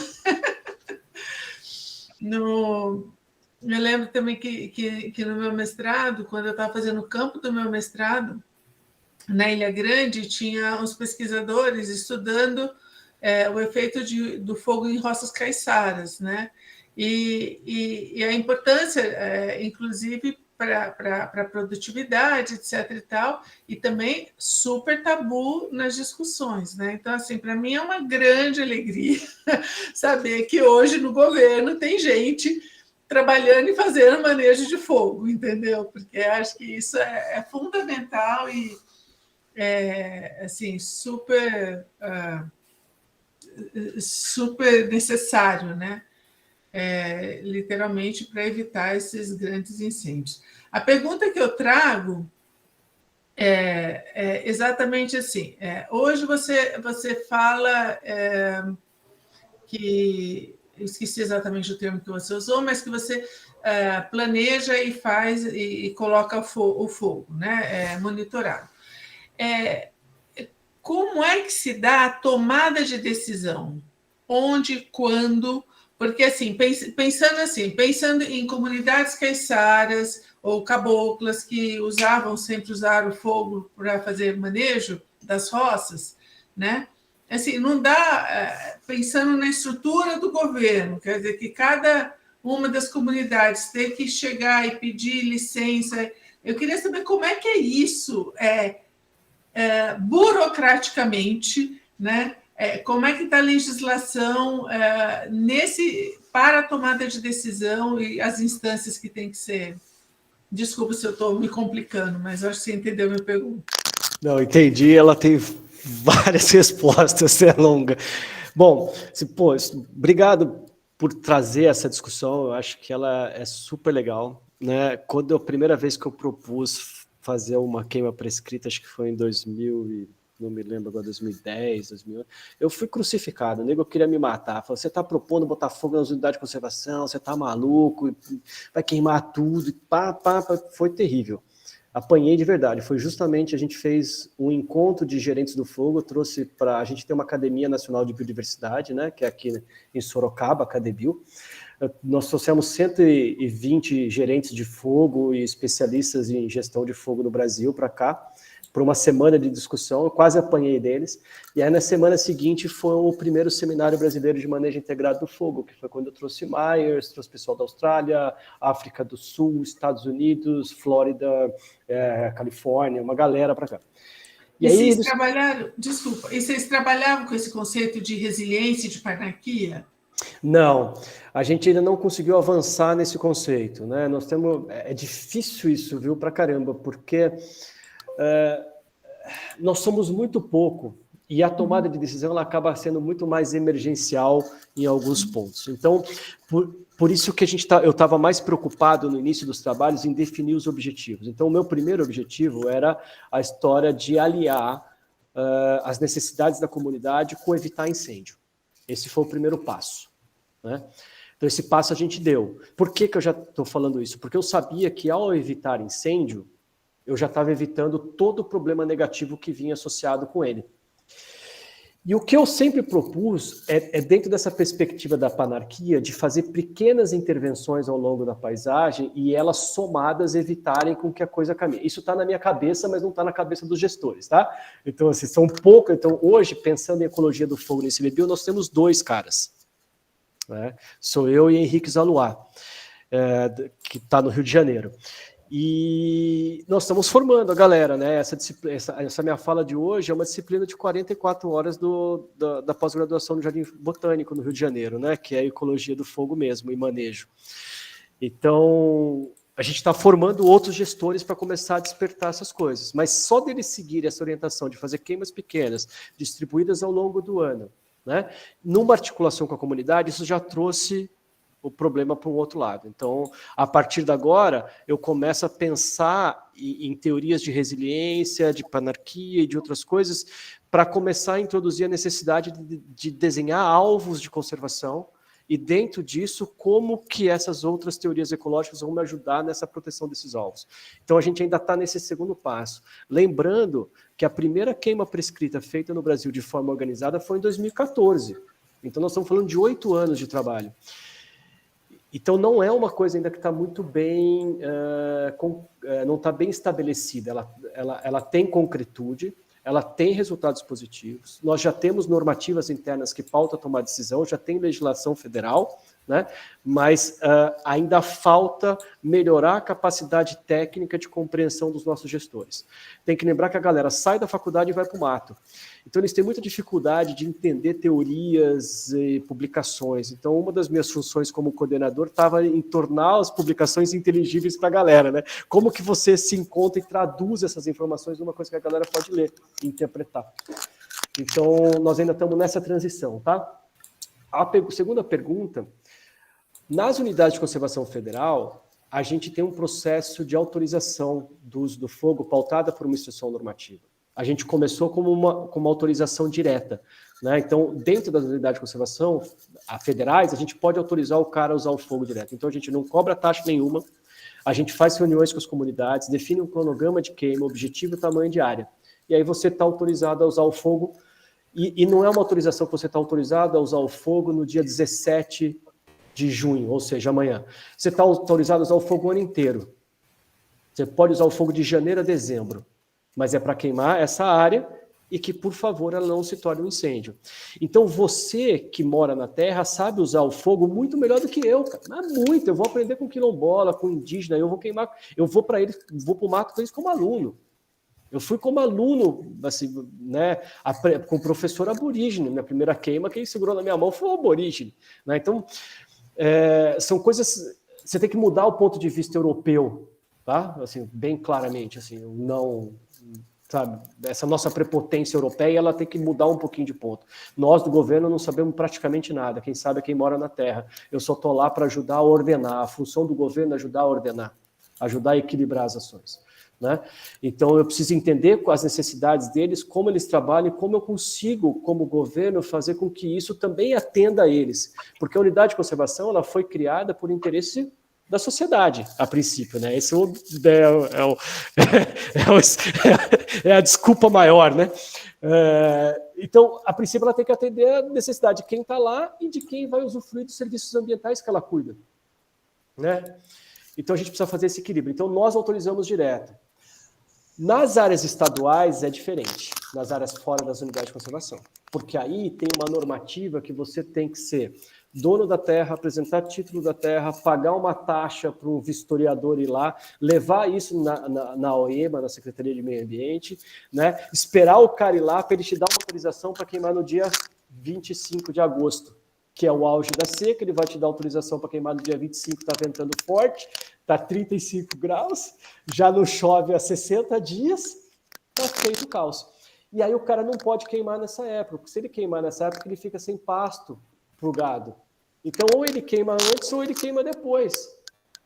Só que como ele vai precisar queimar e a autorização não vai vir depois, ele vem e mete um fogo a favor do vento às 11 horas da manhã, começando no terreno do vizinho, que aí ninguém sabe onde é, para quem foi.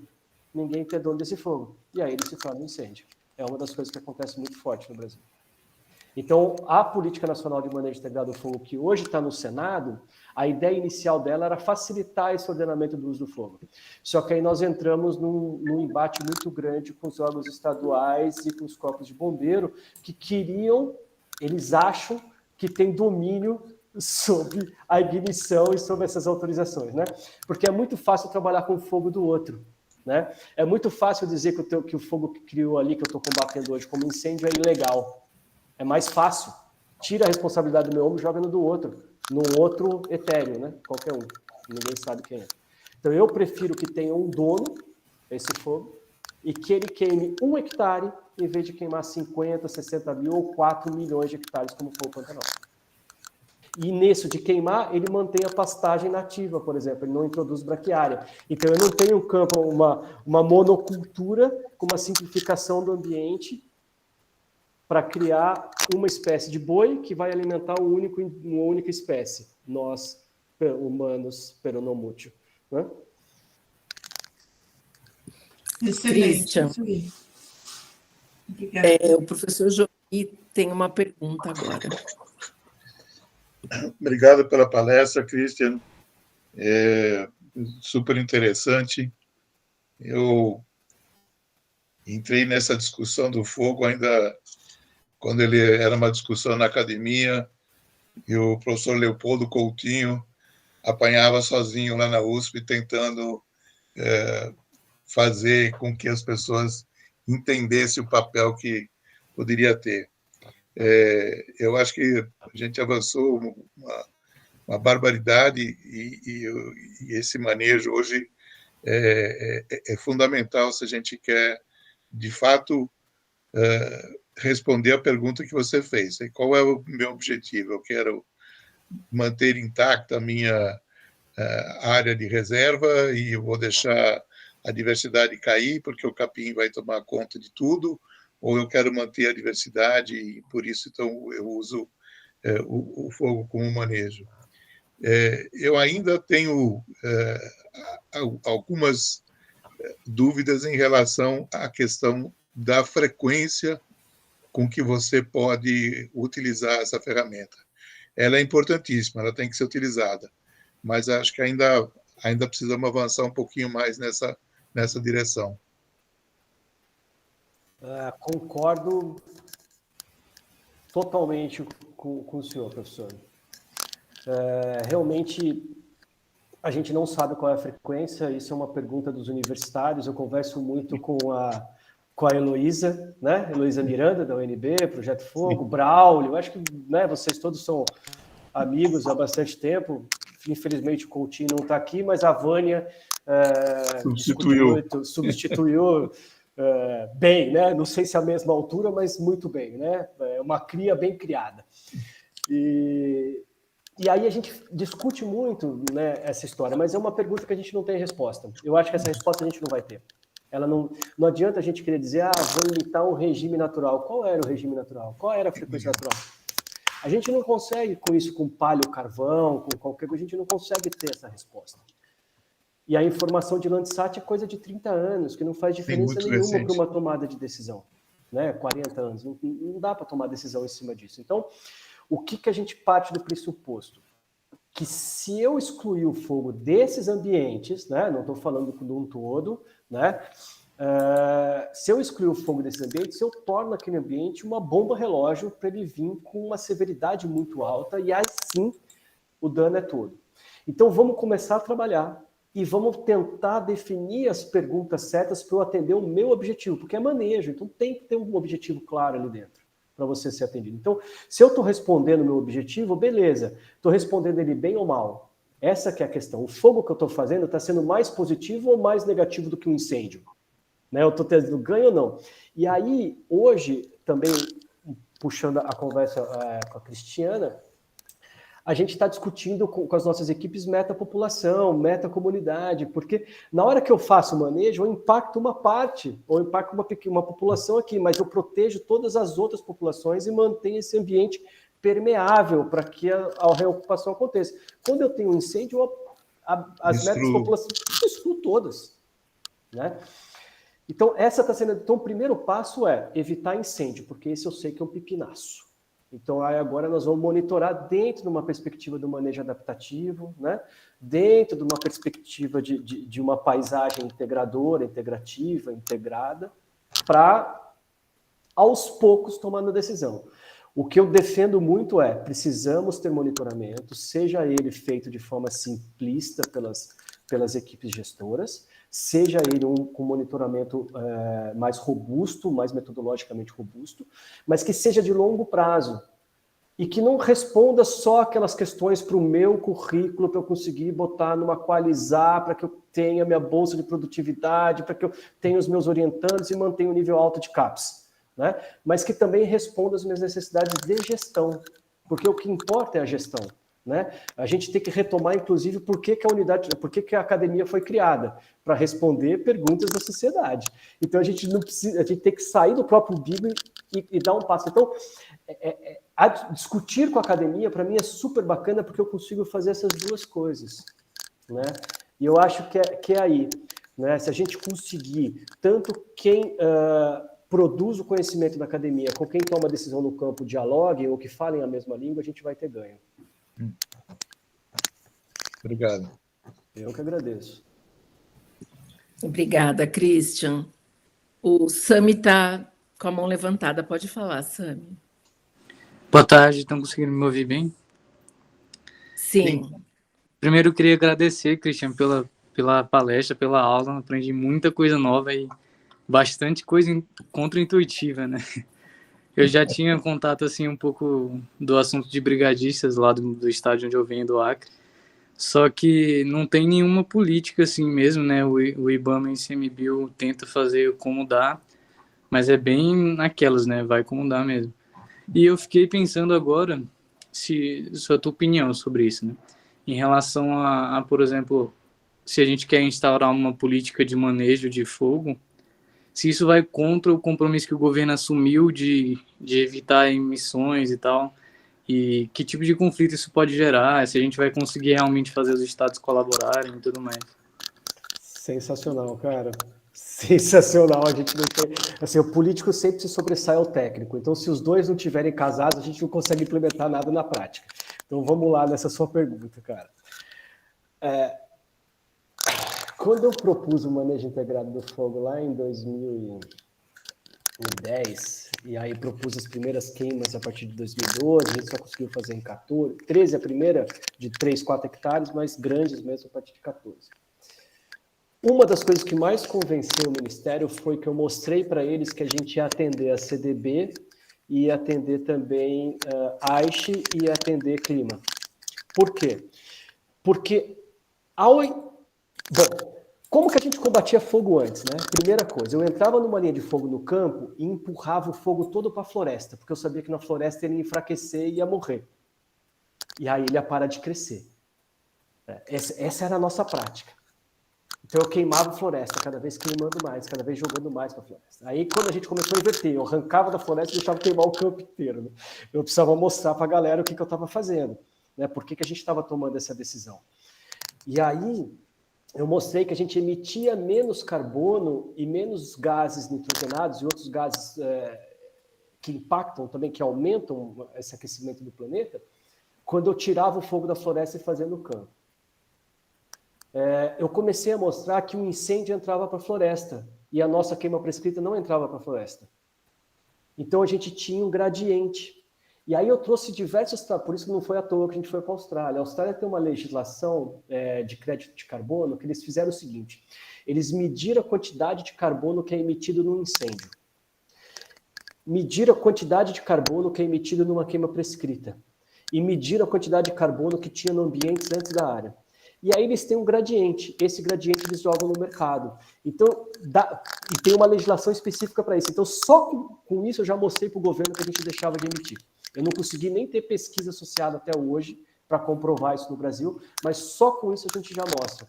E o campo recupera rápido e a floresta não. Então o governo adorou. Segundo, trazia economia, né? Uma ação de prevenção nossa, ela é pelo menos 10 vezes mais barata do que uma de combate. E a ação de prevenção fica no território, de combate você gasta pontualmente. O excedente você pode gastar em escola, em saúde, contratar mais gente, aumentar pertencimento, aí você começa a brincar com outras coisas. Então a gente atende todas. Ao mesmo tempo, a gente atende conservação de biodiversidade. Então, quando a gente começou a dialogar e apresentar dados, no começo eram muitos artigos da África do Sul, da Austrália, principalmente, nós ganhamos o governo ali. Então rolou uma atmosfera super bacana de interesse das pessoas que estavam trabalhando com fogo, de interesse político e nós recebemos um financiamento gigantesco da Alemanha, depois da Inglaterra, depois dos Estados Unidos, porque começaram a ver que aquilo que a gente estava fazendo tinha concretude para evitar incêndio, mudança climática e atender os objetivos internacionais de conservação. Consegui responder, Sam? Conseguiu, obrigado. E criou outras perguntas, né? Mas vou deixar. Sami, eu vou passar para o professor Luiz Marques e depois, se você tiver mais alguma questão e a gente tiver tempo, você retoma, tá bom? Luiz. Oi, Christian. Tá bem. Oi, Christian. Boa tarde. Muitíssimo obrigado pela aula. Muito instrutiva, de fato. E eu queria fazer duas perguntas, na verdade. Uma delas, eu sei que você não tem bola de cristal, mas eu vejo aqui pelos gráficos que eu tenho que 2005, 2010, 2015, os grandes eventos de El Niño, né, marcaram claramente um salto na área queimada, né, não só na Amazônia. E nós estamos aí agora diante desse, né, que está surgindo agora, não se sabe qual é a força, mas há uma probabilidade relativamente grande que ele seja um El Niño forte. E vocês têm uma percepção de qual seria a resposta, digamos assim, diante dessa eventualidade? Isso é uma primeira pergunta. A segunda pergunta é uma pergunta que é muito lateral em relação à sua aula, mas talvez você saiba me responder. Eu tenho a impressão que eu sei a resposta, e eu espero que eu esteja errado, que é a ideia de que as emissões oriundas de incêndios não são contabilizadas nos inventários nacionais de emissões de gás de efeito de estufa. O Canadá, por exemplo, reconhece isso como um distúrbio natural, a natural disturbance. E, portanto, como se trata de uma variabilidade natural, não entra no antropogênico e, portanto, não tem nada a ver com a Convenção 4 das Nações Unidas sobre as mudanças climáticas. Então, não sei se o Brasil tem uma política um pouquinho nuançada em relação a isso, ou se ele segue o mainstream, que é exatamente de não considerar. E nós temos dados completamente enormes, pelo menos eu não tenho no Brasil, mas tenho em relação à Rússia, em relação ao Canadá, que são de emissões enormes, de milhões e milhões e milhões, tem os dados depois se quiser, mas são milhões de toneladas de CO2 que simplesmente não entram na contabilidade. Então, essas são as duas perguntas.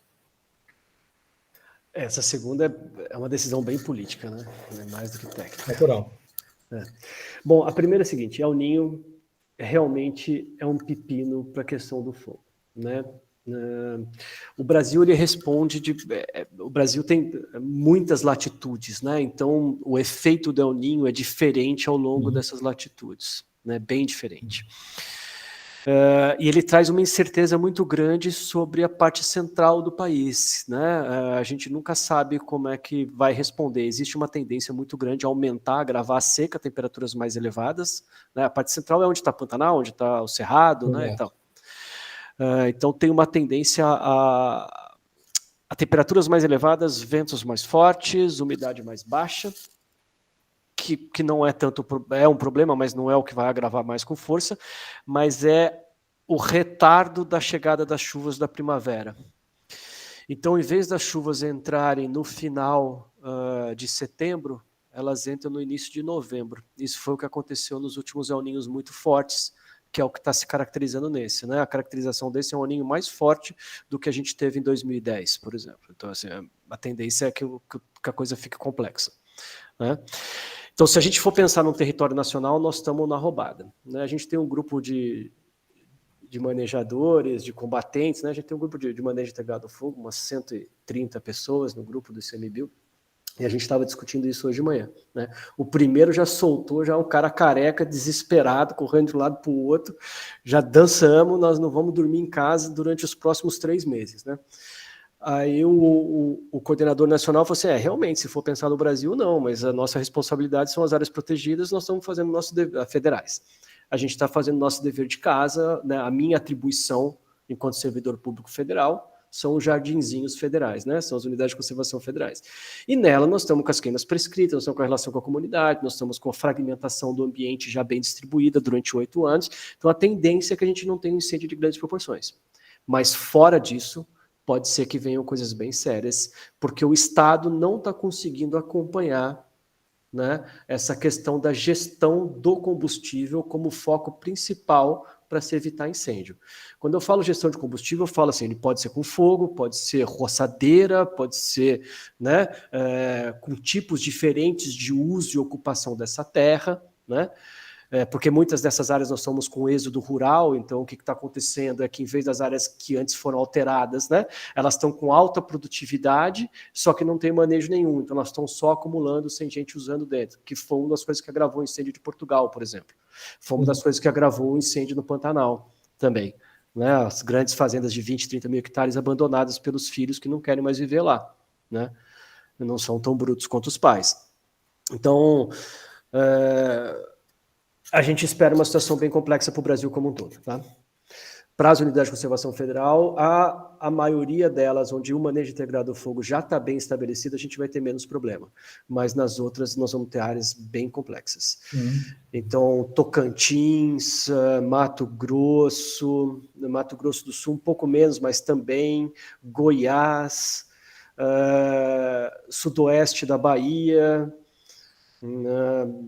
vão ser áreas que nós vamos ter bastante problema com fogo, pensando em áreas particulares e áreas estaduais, possivelmente. Ainda mais porque a gente ainda está sob o reflexo da mudança política do país, que ainda está com muito conflito latente, que agora ele está sendo varrido para baixo do tapete, está todo mundo meio que tentando dar uma abafada nas coisas, mas no campo ele ainda está muito, muito latente. A gente vê as notícias, né, o Lula soltou ontem, por exemplo, né, que o setor agrário brasileiro está com uma visão distorcida ou um preconceito em relação ao governo, né? Então imagina como é que isso não está acontecendo nos bastidores para o presidente da República soltar uma mensagem nesse nível, né? Então nós estamos com o campo ainda latente, então existe chance de ter fonte de ignição em grande quantidade e se isso acontecer nós estamos com um clima propício para isso. A segunda pergunta é complexa de dizer, eu não sei te responder com muita propriedade, eu estou 3 anos fora da discussão política, né? Até 3 anos atrás, como coordenador nacional, eu estava envolvido com essas conversas, hoje eu estou um pouco mais afastado, mas até lá não tinha nada, a gente excluía tudo, né? Tanto que os dados brasileiros não mostram o Brasil como um dos principais poluidores, pelo contrário, o que mostra o Brasil como o 3º, 4º grande emissor de carbono no mundo são as ONGs, né? Que trazem essa contabilidade para dentro das emissões. Né? Os governos não fazem isso por questões Mas políticas. O CIEG também não faz, né? Não sei te dizer. O CIEG não faz também. Eu não sei te dizer porque eu acabei me afastando um pouco dessa discussão mais macro do fogo e focando mais na questão de fauna, né? Mas é uma coisa que faz bastante tempo que a gente discute, inclusive, em como a gente tem que modernizar a nossa política de créditos e de carbono no Brasil, que não dá mais para ser setorizada como ela está. A gente vai precisar disso de uma forma globalizada, pensando nos lugares como paisagens integradas com diversos usos. Né? Então, isso é bastante complicado de se fazer, não é nada simples. Inclusive porque envolve enfrentar poderes econômicos nada simples de se fazer, com lobbies políticos bastante complicados. E eu acho que a nossa sociedade não quer. Pelo menos a paulista, que é onde eu estou vivendo agora, eu tenho certeza que não quer. Não sei como é que isso está em outros lugares. Obrigado. Obrigada, Christian. Mais alguém tem pergunta?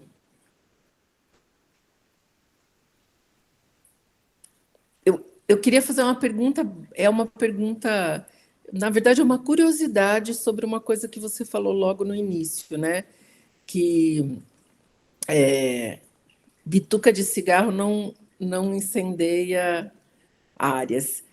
Porque o que a gente vê aqui no estado de São Paulo, principalmente, é que a gente tem muito fogo em beira de estrada, que começa em beira de estrada. Foi São alguém que riscou o fósforo. Entendi. Tá. Se não forem todos, são 99% deles. Deixa eu só um minutinho para atender uma ligação que é o meu filho que está na rua aqui. Peraí, se eu já... Sami, você tem mais uma pergunta que você falou, né? Se você quiser fazer, eu acho que a gente tem mais uns minutinhos. Senão a gente daí já encerra, né, Gabi? Eu fiquei com a mesma dúvida que você sobre as bitucas de cigarro, porque a gente fala tanto, não jogue bituca de cigarro, não serve ficar seca. Desculpa, gente. Às vezes o filho a gente tem que atender, né? A gente não sabe. Quando liga, porque... Nunca liga. Quando liga, você tem que atender, porque não É a sabe. mesma reação que eu tenho, viu? Dá até um frio na barriga. Assim. Ih, meu Deus do céu. Ih, deu ruim. Bom, então, essa é uma informação assim, veiculada com muita força, né? A própria, os vídeos do Corta Fogo, que é essa operação aqui de São Paulo, que saiu a semana passada, retrasada, joga pituca de cigarro como a primeira coisa, né? Vamos lá. Para que o incêndio comece, ele precisa de 350 graus, de 300 a 350 graus de temperatura. Qualquer fogo, ele precisa de 300 a 350 graus de temperatura para começar, tá? E quando ele começa, se ele não tiver essa temperatura, ele não prepara o combustível que está na frente dele, ou seja, ele não desidrata e pré-aquece o combustível para que ele consiga se propagar. Então ele apaga. Quando você joga uma pituca de cigarro num papel, ou quando você usa uma lupa num papel, você vê que ele queima a parte central, né, dá uma queimadinha da cinza e logo apaga, não é isso? Com a vegetação é a mesma coisa, porque ele não tem temperatura suficiente para manter esse fogo, preparar a vegetação e caminhar para frente. Então, quem joga pituca de cigarro no chão é porco, não é incendiário. O incendiário vai descer do carro e vai riscar um fósforo. E aí eu digo isso com muita propriedade, porque eu estou fazendo vários experimentos com fogo no Brasil, né? No Pantanal, na Caatinga, no Cerrado, São Paulo, na Canastra, e nenhum cigarro passou de 150 graus de temperatura. O que chegou mais alto foi a 110 graus. A maioria está ali em 50 a 80 graus. Isso falando em Marlboro, que é um cigarro que tem mais pólvora, não sei o que e tal. Você pode pegar o cigarro paraguaio, que derruba essa temperatura mais para baixo. Da onde vem essa discussão? É verdade, eu testei em modelos de cigarro diferentes, cara. Começou porque eu pedi o cigarro emprestado para um camarada que fumava Marlboro. Eu falei, não, aqui no mato não tem outro, eu tive que sair e comprar um. Aí era paraguaio. Aí depois eu fui e comprei um Marlboro aqui em São Paulo e levei para o mato para testar. Bom, mas aí tem variação. De onde vem essa teoria? Na década de 70, 80, principalmente nos Estados Unidos, o cigarro tinha mais pólvora e o fumo era composto tinha outros componentes do fumo. Então as pessoas dormiam, esqueciam o que faziam com o cigarro, ficavam bêbados, o cigarro caía no colchão e no sofá. E aí ele começavam grandes incêndios. Então isso começou a trazer muito dano econômico. Eu acho que tem alguém com o microfone ligado que está digitando.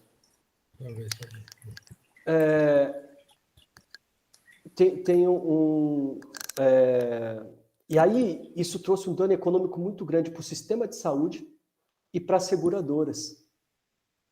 Então, tem vários artigos falando disso, da década de 70 e 80, que o cigarro realmente causava incêndio. E aí isso a gente se propagou. Só que com a pressão, as empresas, a legislação americana mudou e acabou acompanhando a legislação mundial, eles mudaram a quantidade de pólvora e a composição do cigarro. Então, a minha teoria está nessa discussão ainda, que eu estou tentando fazer essa análise agora. Para fazer esse link da mudança da composição do cigarro e que antigamente sim podia causar incêndio e hoje não. Esse experimento surgiu do momento curioso. Eu fui fazer me convidaram para fazer um curso de investigação de incêndio dado pelo Serviço Florestal Americano, para que a gente pudesse criticar, analisar e transformar isso para o Brasil. Isso foi ano passado. E aí, no meio do caminho, o especialista americano falou que cigarro botava fogo. E eu contestei ele num grupo de 100 e tantas pessoas, né? E aí me mandaram calar a boca depois de 10 minutos de conversa. Eu falei, fica quieto. Tipo, então eu vou provar. Porque ele me falava o seguinte, que o cigarro nos Estados Unidos, quando é jogado, quando ele tem 2/3 do seu tamanho, ou seja, só consumiu 1/3, ele chegava a 300 graus de temperatura. Eu falei, não chega. Chega, não chega, chega, não chega, chega, não chega. A gente começou a discutir. Bom, e aí hoje eu provo que não chega, eu tenho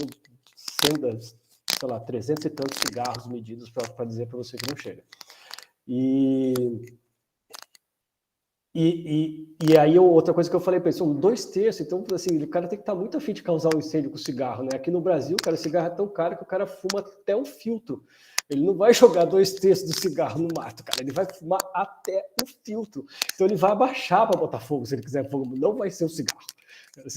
Se nos Estados Unidos vocês têm essa condição, aqui no Brasil a gente não tem, cara. A galera não vai fazer isso. Mas é melhor não divulgar essa informação, tá? Vamos deixar que o povo continue não jogando bituca no mato. Eu divulgo, assim, eu falo e falo com força. Não, tô brincando, eu tô falando assim, pelo prejuízo da poluição. Não, pois é, assim, o que mais me deixa impressionado é que quem começa a construir essas propostas são pessoas da Secretaria de Meio Ambiente, são pessoas do Bombeiro, é nego que trabalha com fogo, que fica perpetuando uma lenda urbana sem se questionar sobre a veracidade dela. Isso me deixa desesperado. Falei, vai atrás da informação básica, gente. Vocês estão veiculando um negócio que você ouviu falar 30 anos atrás? Meu pai era fumante inveterado e vivia jogando bituca e eu ficava pé da vida com ele. E ele falava assim, não pega fogo. E eu brigava, falava que pregava. Agora você está me falando o contrário. Eu jogo fogo, eu jogo bituca cigarro desde que eu tenho 13 anos de idade. Agora que eu tenho 80, nunca causei incêndio, você vai me dizer que pega fogo? É mais ou menos isso.